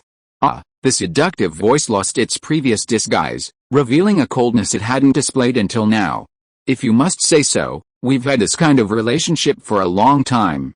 They sat facing each other in silence, no words exchanged, even their eyes were closed, but a certain, easily understood tension hung in the air. Then I'll be frank, Eagle finally spoke, but her voice lacked any trace of affection for her tribe. The man sitting before her sounded instead like an unforgivable enemy. Why come back at this time? Didn't I explain everything to the Sandaime-sama? And if I remember correctly, Eagle's voice stretched out, even a hint of teasing in it. It seems I don't have any obligation to explain to Oni-sama, do I? Really? The Sharingan opened, and the three crimson Magatamas spun rapidly, transforming into an even more terrifying pattern, a kaleidoscope. You'd better understand that as the head of the Uchiha clan, it is not impossible to kill you here. Oh, unafraid of the murderous intent in the air, Yu shook her head gracefully. Oni-sama is still as anxious as before. She covered her mouth and chuckled. It's just like back then. Her eyes opened, and in those beautiful eye sockets was the main Gekyo Sharingan, which symbolizes the highest masterpiece of the Uchiha clan. Of course you can give it a try if you can. The dividing line of the fourth generation, the story of Uchiha Iri was only circulated among a small number of people. After all, in the eyes of most people, an Uchiha who had just returned from outside the village could not be compared to the recent hot topic. The election of the Fourth Hokage. The Third Shinobi World War had just concluded, and the exchange of interests between the various countries, or rather, the surrender of Konoha's interests, had just been negotiated. At this sensitive moment, Konoha unexpectedly decided to replace the village cage. Just a few days ago, the Sandaime officially announced to the entire village that the election for Konoha's Fourth Hokage had begun. And now, with Senju Shinayu almost single-handedly ending the chaos, the call for his election as Hokage has reached its highest point. However, because he had long ago promised that as the head of Konoha's root office, I would never take over the position of Hokage, the position of the Fourth Hokage became a competition between several pillars of Konoha. As a disciple of the Sandaime, the cold-hearted Orochimaru, one of the three ninjas, is a highly qualified candidate in terms of both skill and experience. However, his aloof and brutal personality distrusts him within the village, and this may not be his most fatal flaw. The powerful forces within the village are well aware that Orochimaru is conducting a dangerous experiment that has gradually transcended legal boundaries and veered into the abyss of taboo. Most importantly, the Konoha root, which had long protected him, has recently remained silent regarding his experiments. Compared to the gloomy and complex Orochimaru, another of Sarutobi's disciples, Kuwaki Jiraiya, appears far more upright. With a clean record and a distinguished military record, he is also a suitable candidate for the Fourth Hokage. However, due to his erratic movements and uncertain leadership abilities, his position is currently under consideration. Furthermore, it seems that in addition to the two aforementioned ninjas, there is another ninja who is a strong contender for the Fourth Hokage position. The Golden Flash, Minato Namikaze. During the Third Shinobi World War, he, like Shinayu, was a new generation hero of Konoha, bringing the war to a close with his thunderous hand. Besides the final defense of Konoha, his prowess had been fully demonstrated before. Crucially, Minato's biggest asset in the Hokage race isn't simply his status as a disciple of Sarutobi. His close relationship with Shinayu Senju embodies the best hopes of most villagers for the future. Just imagine. What a magnificent era created by the twins of Konoha. Third update. All the best. We're only about 500 votes away from our goal today. Chapter 193, Opening. I didn't expect you to be the first to arrive. He didn't put down the test tube in his hand. In that dark and humid laboratory, only snakes like this could survive unscathed. Looks like I can't finish this experiment. What a shame. He shook his head and spoke with a rather regretful tone. If completed, this will be a ninjutsu that could change the world. Without giving the other party another chance to speak, the man hidden in the darkness finally spoke. You can continue your experiment here. Unlike his previous voice, his voice was filled with a terrifying brutality. If you are willing to be killed by me here, dividing line for attack, tisk, although I have tried my best to suppress it. But no matter what, if it is against myself, no matter how hard I try, it will be in vain.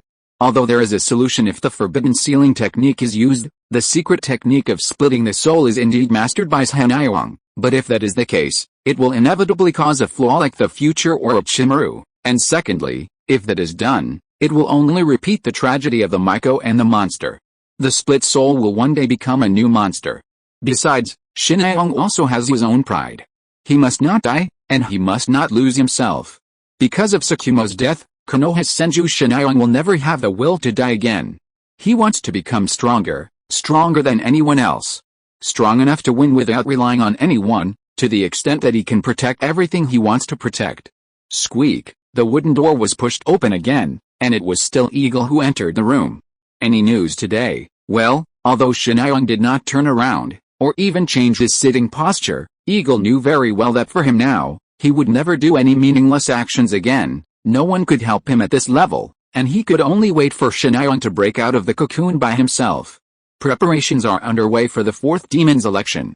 Judging by the current situation, Minato's election shouldn't be a problem, should? Eagle nodded, briefly reviewing the situation. The Fire Daimyo has clearly expressed his support for Minato, and he's well regarded in the village. But after all, among the three candidates, two are disciples of the third demon. Even if Jiraiya, as Minato's teacher, won't compete, no matter what the other one thinks, there will always be someone pushing him from behind for their own ends.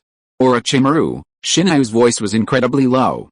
He hadn't left this place since the battle, but he actually stood up slowly. Do I have to go? Shinayu said nothing, silently putting on his black windbreaker and heading for the door. It's a necessary sacrifice. He glanced back only briefly before leaving. So that Minato can succeed him as the fourth Hokage, so that no one's future ever has to be sacrificed again. Masahiro, Washi reached out, desperately wanting to grab the man. She had a feeling that if she didn't stop him right here, something might happen. What's wrong? The words reached her lips, but Washi couldn't speak. No one knew the man before her better than she did, and just saying this would definitely not change his decision. Besides, a member of the Uchiha clan who had been exiled recently returned. Uchiha Irie, really, just one exiled Uchiha? Information of this magnitude didn't seem necessary to report. But she also possesses the Main Gekyo Sharingan. Main Gekyo? Shinayu's fists clenched violently. Visible streams of blue chakra burst forth from his body. In the blink of an eye, the entire courtyard was shattered. Has it come to this? Eagle stared at Shinayu in astonishment. From that day on, she vaguely sensed a strange change in his chakra, no longer the green, symbolizing life, as before. Now, it was the clear, sky blue color of an ordinary person. Even so, judging by power and total volume, Shinayu possessed an overwhelming advantage. I understand. His gaze drifted off into the distance. Did you make a move too? Uchiha Madara. If you'd rather be killed here by me, Shinayong stared directly at Orochimaru, who was standing not far away, his eyes devoid of any emotion. Then, make your choice. Chapter 194, Breakup. Shinayu stared directly at Orochimaru, who stood not far away, his eyes devoid of any emotion. Then, make your choice. Finally putting down the test tube, Orochimaru turned, smiling as he stared at Shinayu before him. The pale-skinned Lengjun couldn't help but recall the moment he first met this man. Back then, he was just an insignificant child, noticed by his comrade Jiraiya for his supposed talent for diligence and accepted as his disciple. That was also the first time he'd heard the name Senju Shinayu. And in the time since, that name spread throughout Konoha at an alarming rate. The rising hero of the Second Shinobi World War, the ninja world's only current user of wood release, the man who constantly created miracles. Their names, too, began to become household names in Konoha, yet they had never met each other. Until, then, the imp appeared before him, a plan truly worthy of a conspiracy. With the help of Senju Shinayu and the entire Senju clan, Orochimaru continued his research, demanding corresponding rewards from Shinayu. This duo, each with their own agenda, soon unleashed a power that astonished the world. Danzo Shimura, known as the Root of Konoha, was brought down by the combined efforts of the two, and the Root, Konoha's second largest military power, officially entered the Senju era. From that moment on, Orochimaru began to feel threatened and terrified. The boy, the child, had grown in unpredictable ways, now a force too great to be easily defeated. At least, Orochimaru hadn't yet fully grasped the confidence he could defeat Danzo and the entire Root. Then, the day finally arrived. After that showdown, Orochimaru knew this day was bound to come. Can't we reconcile? He spread his hands helplessly. Stop that nonsense. Shinai finally emerged from the shadows. He wasn't the same Sarutobi. He had no personal feelings for Orochimaru, nor any need to hold back. He held out his right hand. So, you're planning on dying here? No. He stretched out his long tongue, licking his lips habitually. I'm not planning on that, Shinai-kun, Orochimaru spoke, but the slight step he took back and the sweat trickling down his forehead suggested he wasn't as relaxed as he'd said. Relaxed? He was facing a ninja who could single-handedly take on the entire Shinobi Alliance. Looking across the ninja world, even if his teacher, the Sandaime Sarutobi Hiruzen, were to return to his peak, he probably wouldn't be able to remain undefeated against this man. Although it wasn't the first time he'd known it, when Shinayu truly unleashed his murderous intent before him, Orochimaru truly felt that power. Although he hadn't done anything yet, that feeling, it was a power from a different dimension. Oh, Shinayong finally changed his expressionless face for the first time, his signature annoying smile was on the corner of his mouth. So, Lord Orochimaru, are you saying that you are confident in resisting my wood release? Tisk, gritting his teeth, Orochimaru knew very well that he could not be his opponent, but how could he not be prepared when he had already considered the current situation? However, the speed of his opponent's growth far exceeded his expectations. Judging from the current situation, it was no longer certain that the technique would work. For the sake of Jiraiya-sensei, I will say it one last time, Orochimaru, Shinayong had already raised his right hand, and behind him, the terrifying trees had filled the entire research institute. If we continue to research here, there's only a dead end, the dividing line of cold-eyed observation. Have you found Orochimaru yet? In the Uchiha clan's residence, Yui was leisurely tasting the precious tea with her eyes slightly closed, and opposite her, White Zetsu had already appeared. That's right. They're already fighting. Tisk tisk tisk. The beauty shook her head. In this case, one of the three ninjas will either be removed from this ninja world, or will have to leave Konoha village. Indeed. Even the cold-eyed Orochimaru is really, compared to the current Senju Shinayong. Ha'iri smiled and took another sip of tea. The sweet flavor made the harsh situation seem even more grim. For Konoha, victorious in the Third Shinobi World War, the real threat was only just beginning. After all, that man is now the closest person to the Sage of Six Paths. Irie shook his head. If possible, I'd really like to get married, he warned you, right? Desire's your worst enemy. Well, if I remember correctly, I've already answered that question, right? The familiar house, the familiar smells. Years ago, living in this mansion, she could never have imagined this situation. She looked up, the soaring, familiar rooftop, a place she had longed to reach but never reached. But now, she was standing higher, looking down on it all. If I achieve my goal, Desire will be my greatest helper. P.S. Second update, please give me everything. Chapter 195, The Curse of Being Born Extraordinary. It was a distant, almost forgotten time. During those years, Yu was accompanied by gray sunlight and a silent childhood. From birth, Yu was destined to bear the weight of all Uchiha pride. Born into the main clan, like every new Uchiha, she was bound by glory and power from a young age. From the moment she could understand, she desperately sought to become stronger. And she adapted better than most. In a clan where strength and power determined everything, Yu, originally shy but yearning for a princess-like love, had, from a young age, lived a life of iron and blood. With no reason or desire to become stronger, she simply grew up, meeting everyone's expectations, fulfilling everyone's wishes, growing into a person she gradually became unfamiliar with. She clearly didn't want to do this, but she obeyed the torrent of fate, forging a path forward, clearly, meaningless. The memories of childhood and youth are filled with nothing but pain. Even the parents who should have provided shelter and warmth gradually became merging people like other tribesmen in Yu's eyes. They didn't care, and urged batch after batch of tribesmen to grow in the most reasonable and most powerful direction, according to habit. So, during those cursed days, Yu was able to smile again gradually, revealing that most reasonable and most powerful smile. If nothing unexpected happened, everything should have continued like this. You would have become a powerful ninja among the Uchiha, and then eventually disappeared in that madness. If that woman hadn't appeared, even without the accusations of her clan members, the punishments of her parents, and the injuries she sustained that day, you could still feel the despair. Her world had collapsed from that day on. Day after day, she endured the dual torture of mental and physical suffering. On that day, she lost her last comfort, her dignity. The last bit of support the main Uchiha family had given this little girl finally collapsed on that day, shattering into a pile of illusions.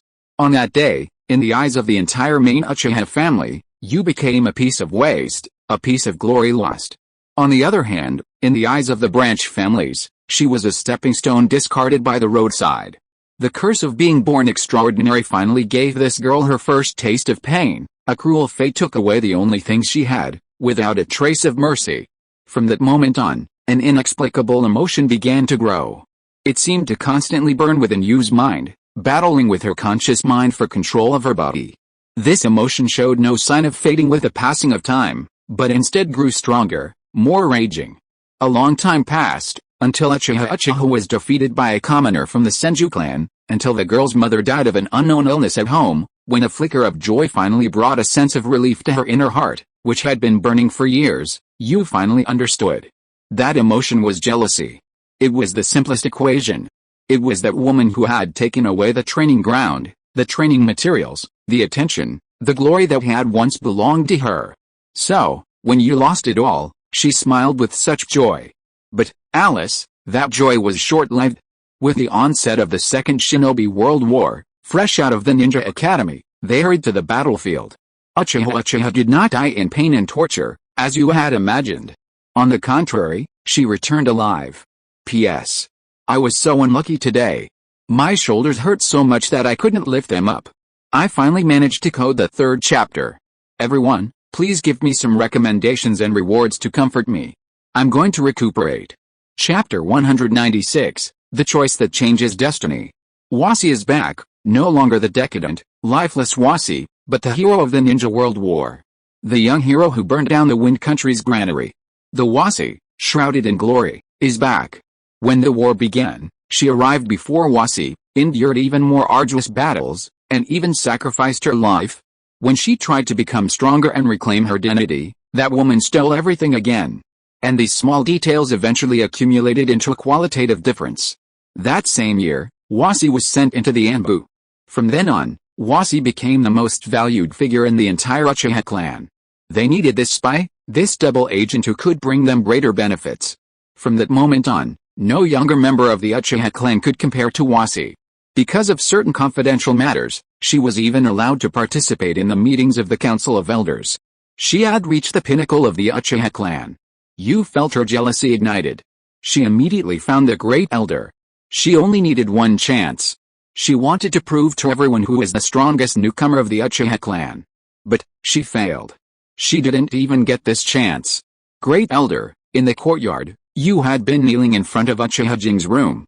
Even though the latter hadn't shown any interest in her the entire afternoon, she still waited until the moon was bright and the other party stood up and prepared to leave the room. Then you finally spoke. You stood up stubbornly. Her legs were numb from kneeling for so long, but even though she was shaking, she still tried her best to stretch out her arms in the direction the old man was leaving. Even though this had no effect of retaining him, she was still willing to do it. I think, I know what you are going to say. The old man stopped, his voice calm and stern. The majesty of the highest authority of the Uchiha clan did not give you any chance to refute. But that's impossible. Impossible. Impossible. Why? Great Elder. Where on earth am I? Bang! A heavy punch hit Yu's lower abdomen. As her throat felt sweet for a moment, hot blood rushed out of her jade mouth. Take care of your daughter, it's Lord Jing. That's right, the one who knocked her down on the road to pursuing her destiny was none other than Yu's father, Uchiha Hiroshi. Before losing consciousness, only hatred remained in Yu's eyes, the dividing line of the night of genocide. Time flies, and 5 years have passed in the blink of an eye. You can't imagine how you spent these short 5 years. All her efforts could only ensure that she would not become a weight in the exchange of interests within the tribe. For this, you even did not hesitate to secretly kill several of her fiancés with her own hands. And correspondingly, no matter how her abilities are improved, she will never receive the slightest attention again. In the deepest despair and anger, she silently endured the pain and waited for the opportunity. But fate, at the last moment, gave her the cruelest smile. Her hands were stained with blood. Because someone stabbed her with a kunai, it was natural for her to fight back. After more than 10 years of hard training, this kind of thing had long become her instinct. So, when her father Hiroshi, who was drunk and holding a kunai, staggered towards her while cursing her as a daughter who only knew how to eat for free as usual, she did not hesitate to counterattack at the first moment. And the sharp kunai pierced Hiroshi's heart. That's right. Judging from the result, Io killed her father just like that. And after that, she directly stabbed her mother who was screaming for help to the ground. By the time she reacted, everything was over. Of course, as a marginal figure, you had no idea that the clan's defenses were unattended that night because of a long-planned rebellion. And yet, unknowingly, she, ironically, escaped Konoha on that night of blood and fire, a night of genocide, alone. And at the most desperate moment of her life, she encountered this being, the being that sprouted from the ground like a plant. His name was Zetsu. And this plant finally led her to a completely different world. P.S. I've updated Chapter 4 for you, Spitting Blood. Please give me a reward. Chapter 197, 6 Paths of Pain, here you go. Boom, not far from Konoha village, before the barrier squad could even begin searching for the enemy, a massive summoned beast burst through the Konoha walls. A shrill alarm instantly echoed throughout the village. Reconnaissance complete. It seems Orochimaru has begun a battle with Senju Shinayu. 6 paths figures clad in auspicious cloud robes emerged from the darkness. Beside them, White Zetsu's hoarse voice relayed the current intelligence. This is truly exciting. Which is more powerful, the legendary sage's eye or the sage's body? Black Zetsu's voice, twin incarnations of the same body, was even deeper and more terrifying. Stupid question. Heaven's Way Pain didn't pause, steadily advancing towards the interior of Konoha village. Until now, it had been only the animal path who had been using their vast numbers of summoned beasts to inflict damage upon the village. The power of God is absolute, and, according to the plan, we are just here to create opportunities. Tisk, don't be so heartless. Black Zetsu's voice was a little teasing, just think of it as a simulation. If a war really breaks out, whether you can defeat that wood-release user will be crucial to us. And a few minutes before the attack began, a small explosion occurred inside Konoha, in the direction of Orochimaru's laboratory. A large forest that was all too familiar to Konoha village grew wildly from the laboratory. That terrifying power was definitely would release.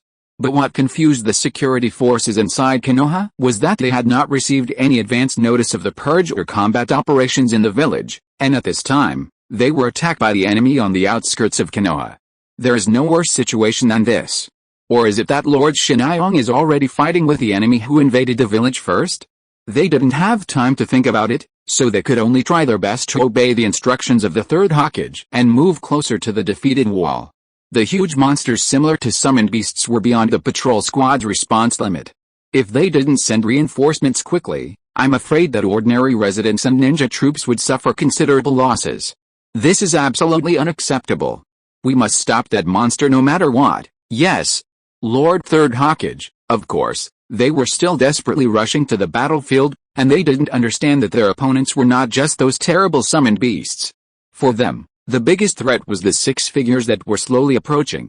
Of course, they didn't understand that in a corner of the village, a pair of scarlet kaleidoscopes were watching everything happen with a chuckle. Is it really a good idea to expose Nagato and the others now? Of course, Irie licked her red lips seductively. There's no better time than now.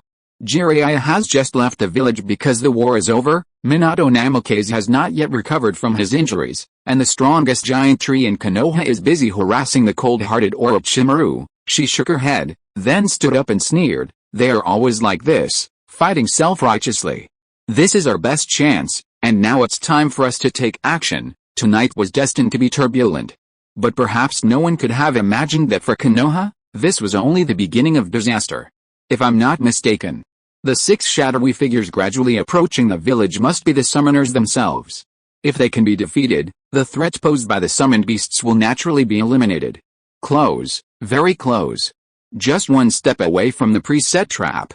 Facing an unknown and formidable enemy, Konoha's Chunin finally swallowed his saliva. Now, die, with all his might, he tore through the preset detonating cord. The explosion circle formed by dozens of detonating tags instantly detonated. The immense force instantly enveloped all six. Is it resolved? No, not right. The summoned beasts haven't disappeared at all, which means Shinra Tensei, the divine voice, coming from within reach, instantly annihilated everything. The terrifying force blew away the defenseless opponent, along with the rebel and debris. The world will feel pain from now on. 6 paths of pain, hereby. P.S. Accident. I need to seek medical attention first. Chapter 198, Immortal vs. Immortal. The world will feel pain from now on, Tendo said expressionlessly.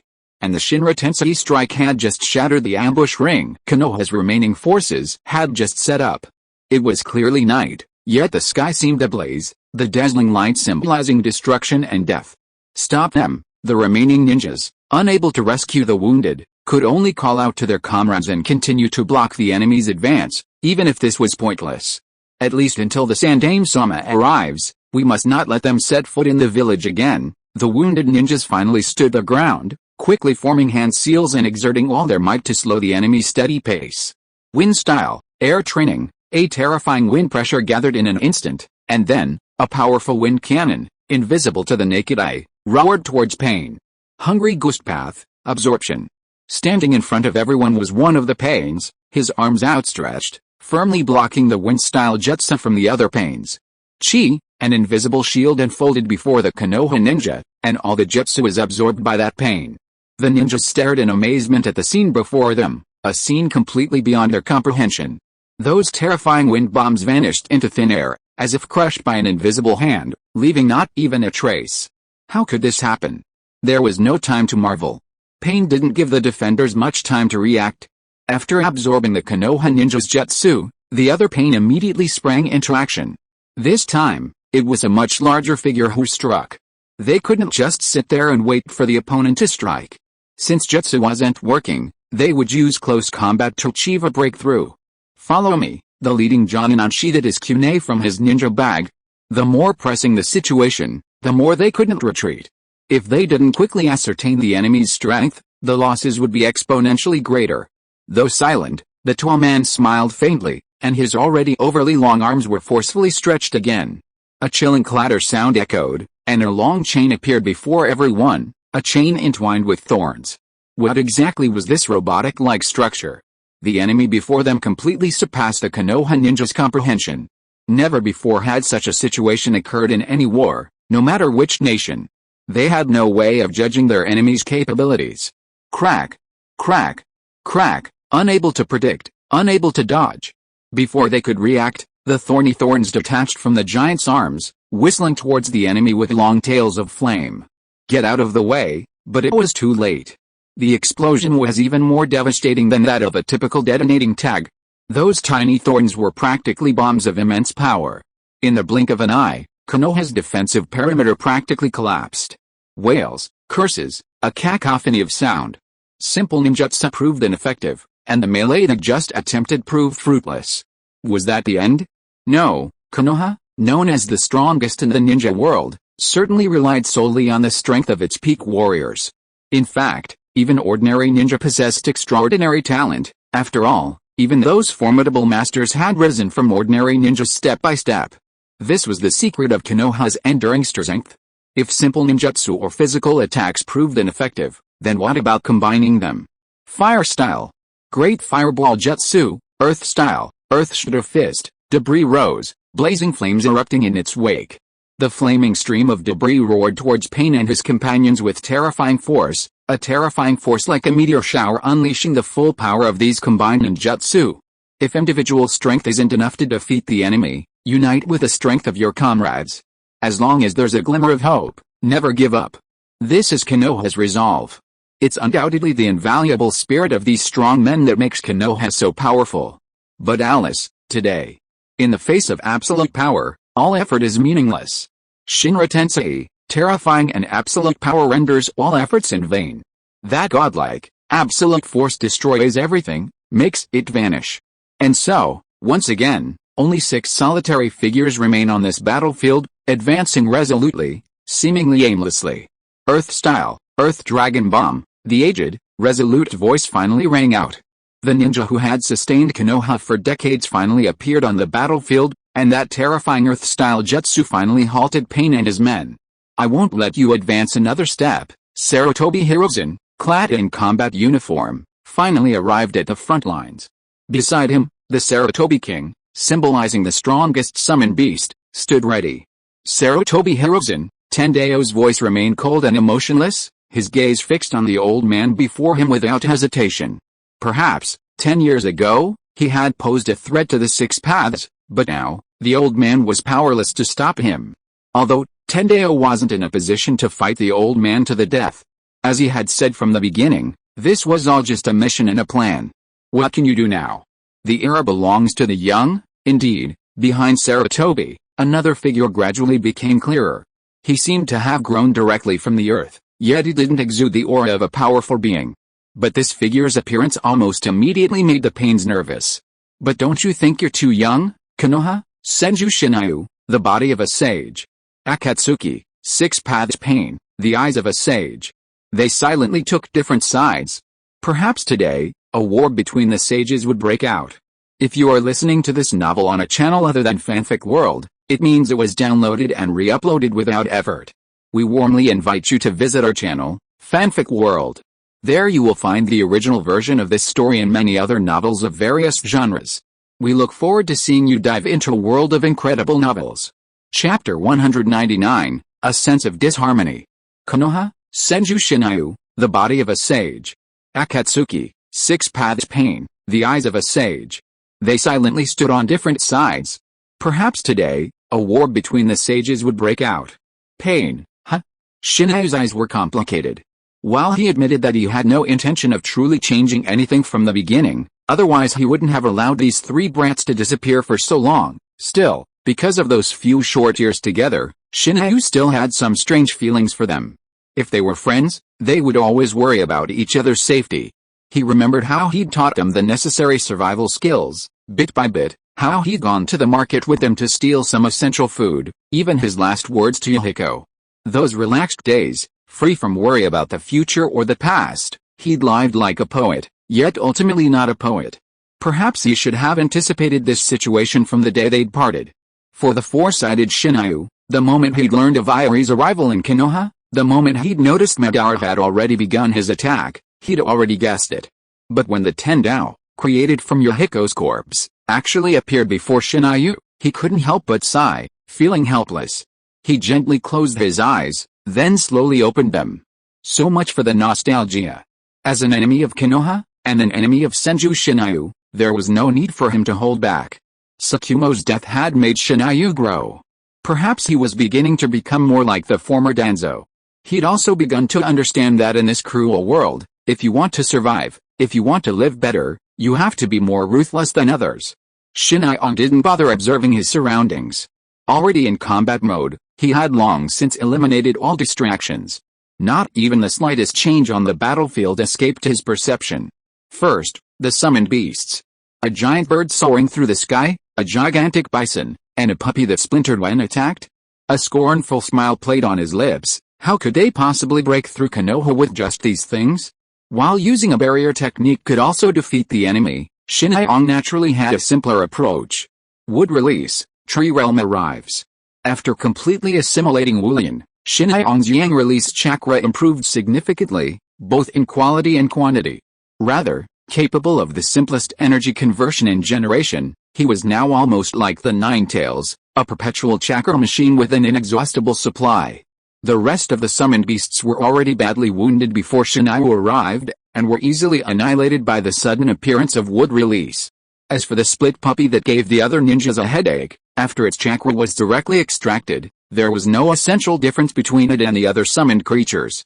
It was just a prelude before the battle. Pain, who had been heading towards the interior of Konoha since the beginning, was forced to leave the village and flee outside the wall. In Sarutobi's eyes, Shinayu in front of him looked more and more like the First Hokage. However, this time, the Senju had the ambition of the Uchiha. He shook his head and immediately ordered all ninjas to rescue the wounded and maintain the basic order in the village. As for the enemy, there are no enemies in the Senju of the forest. The dividing line of the wonderful battle. With a road ahead blocked, this large-scale attack sealed off the pain's retreat route.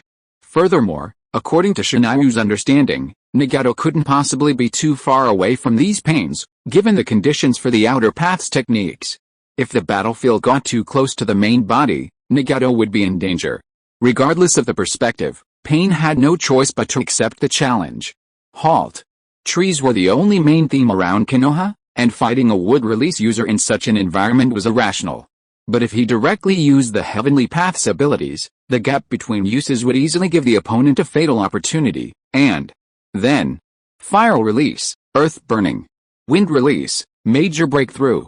Because the outer path's abilities were so powerful in the original story, people overlooked. As the leader of the six paths, Heavenly Path Pain, in addition to his normal abilities, could also use mainstream ninjutsu of any attribute if Nagato chose.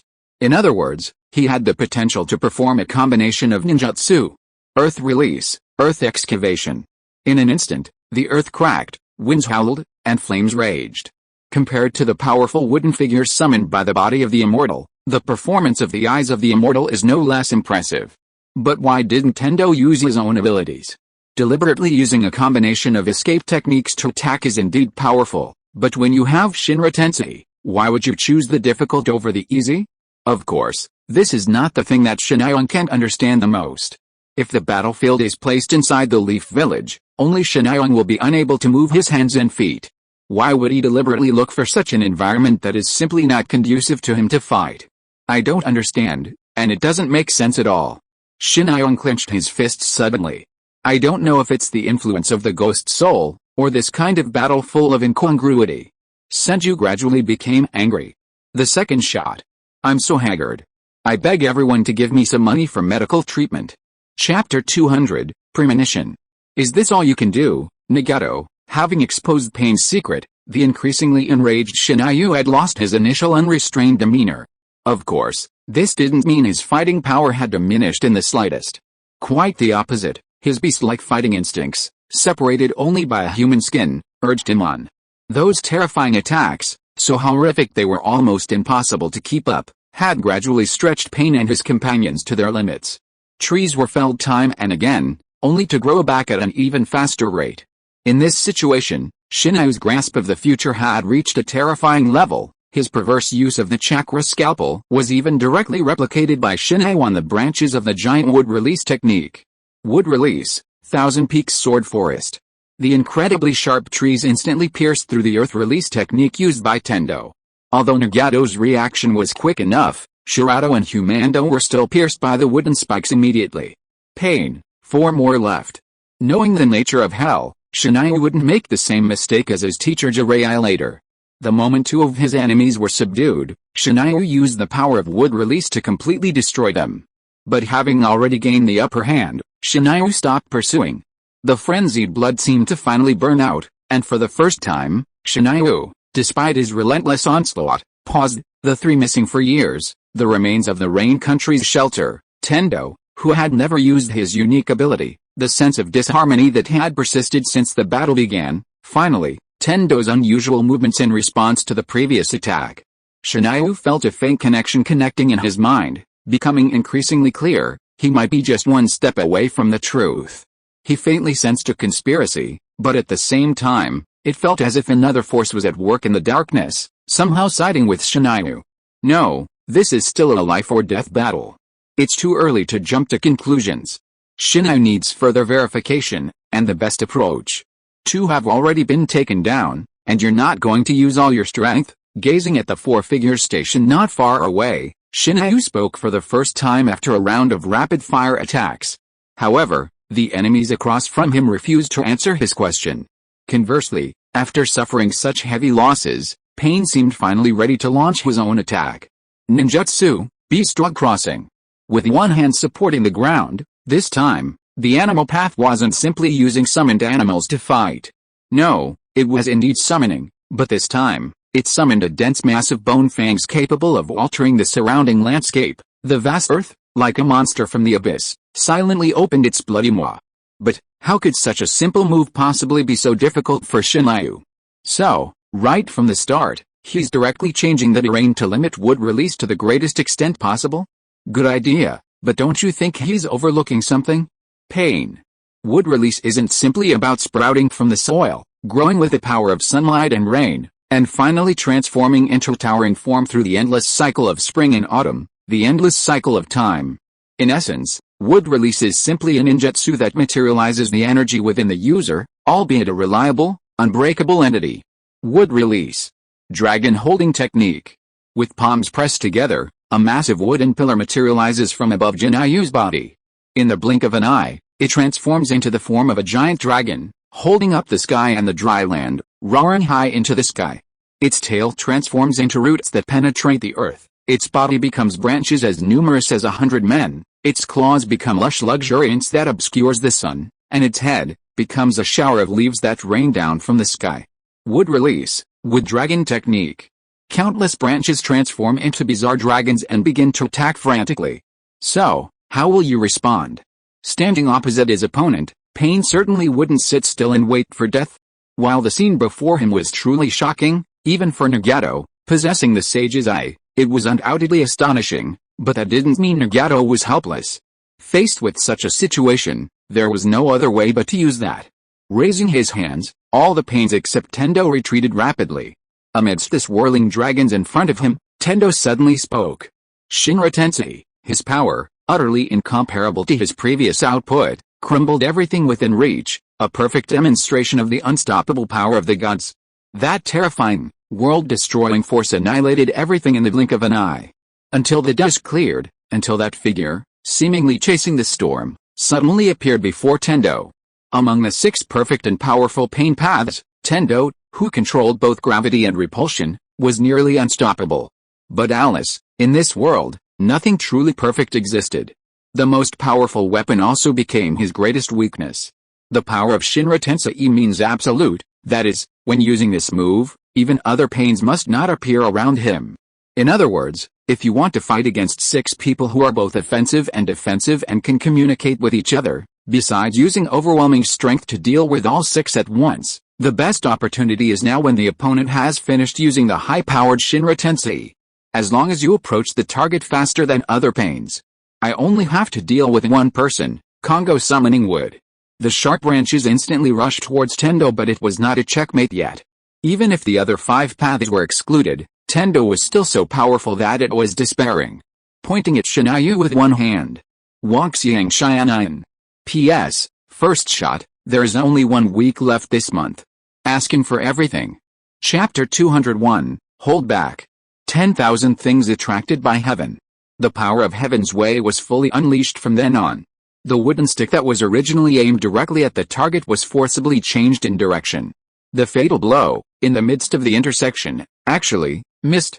Is it worthy of being called the strongest eye technique in the ninja world? Even in such a situation, it can still find a chance of victory. It is really powerful and terrifying. However, the fun should stop here. For Zhanayong, it would be best if the previous arrangement could succeed, but if it couldn't, sitting and waiting for death was certainly not his style. Moreover, he had other solutions besides this. His slightly closed eyes slowly opened. Strange inscriptions appeared one after another. Well, that's it. Young Sage's eye. From here on, it was a one-sided battle. Sage mode. On. At such close range, even if the other 3 pains were already within arm's reach, they couldn't stop Jinayong anymore. Judging from the series of tests just now, there was indeed an irreconcilable gap in strength between the 2 sides. The next move would determine the outcome for Jinayong. At the same time, the expressionless Shyandao also extended his right hand towards Jinayong. A follow-up move? No, there was no time to worry about that now. Immortal technique, stabbing wind. Boom, the terrible impact enveloped everything in smoke again, and when everything dissipated, both sides returned to their home court again, as if nothing had happened. Shyandao's right arm drooped limply, and even kept dripping bright red blood. But on the other side, Zhanayong also stopped moving at the same time, and even the inscriptions on his cheeks disappeared. Sage mode has been lifted. Why? The ninjas assigned to the rescue efforts were bustling with activity. Though Pain hadn't had time to penetrate the village, the sudden outburst had already caused considerable damage, not to mention the destruction of buildings and other structures, but also the heavy casualties among the ninja garrison alone. Tisk, really alright, Irie, standing guard on the battlefield with a seemingly nonchalant air, spoke. Though the symbol of the Mangekyo had already appeared in her eyes, she showed no sign of nervousness. Rather than maintaining necessary vigilance on the battlefield, her presence had actually caused panic in some.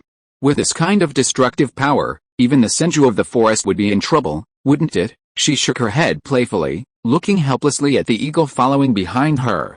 That's right. Whether it was out of intuition or some other reason, after the war began, Eagle kept a close eye on Uchiha Irie's back. Compared to the invaders, my judgment is that you are more dangerous. Of course, Eagle raised the corner of his mouth slightly. You underestimate the power of wood release. Having witnessed the scene of Shinayu standing alone on the battlefield, Eagle has already had a considerable understanding of the power of wood release, an ninjutsu that can even control the tail beasts at will. No matter how you think about it, there should be no possibility of failure.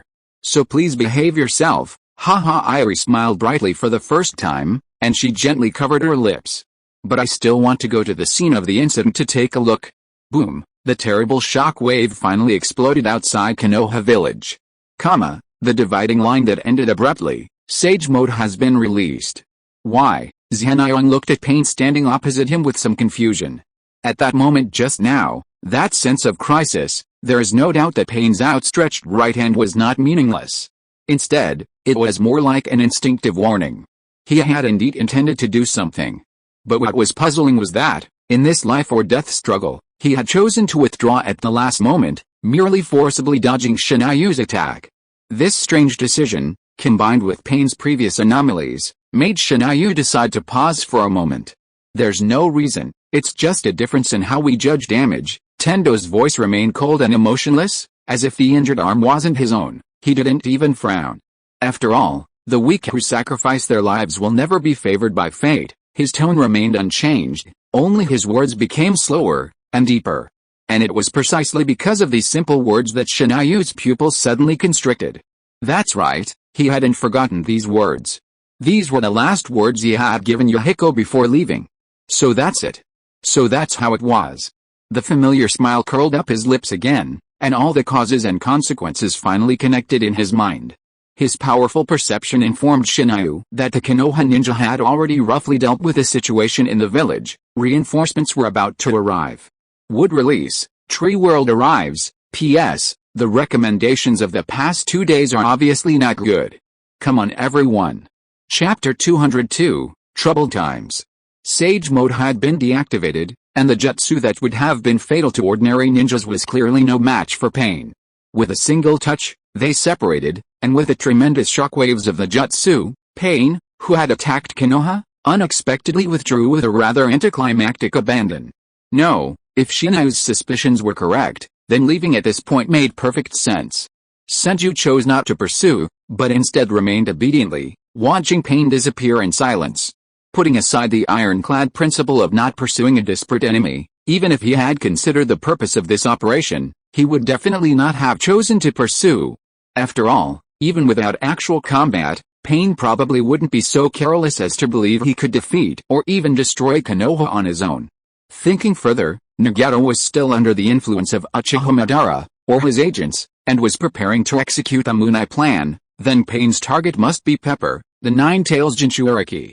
No matter how much he underestimated the enemy, Shinju didn't think he would be so arrogant as to take away a Jinchuriki, who was already quite capable, right under his nose. So, there was only one acceptable explanation. Pain created this chaos simply for the sake of chaos itself. A wonderful duel, although they had never met, Shinju recognized her identity the moment she turned around. Not that it was difficult, after all, the scarlet pinwheels in her eyes were the symbol of the main Gekyo. In Konoha, besides Uchiha, only Uchiha, who had just returned to the village, remained. I advise you to keep your eyes open. Shinju's tone was icy, his gaze darting over Uchiha's head. Behind Uchiha had also quickly arrived. A hint of tenderness shone through his indifferent gaze. After their marriage, the two spoke less than before, yet their understanding grew stronger. They nodded to each other, and everything was said without words. Let's go back. Leaving Uchiha behind, Shinju and Uchiha returned together. The former, however, showed no discomfort at the silent indifference, but instead smiled slightly. Judging from the current situation, Nagato's strength is clearly insufficient to confront the sage body.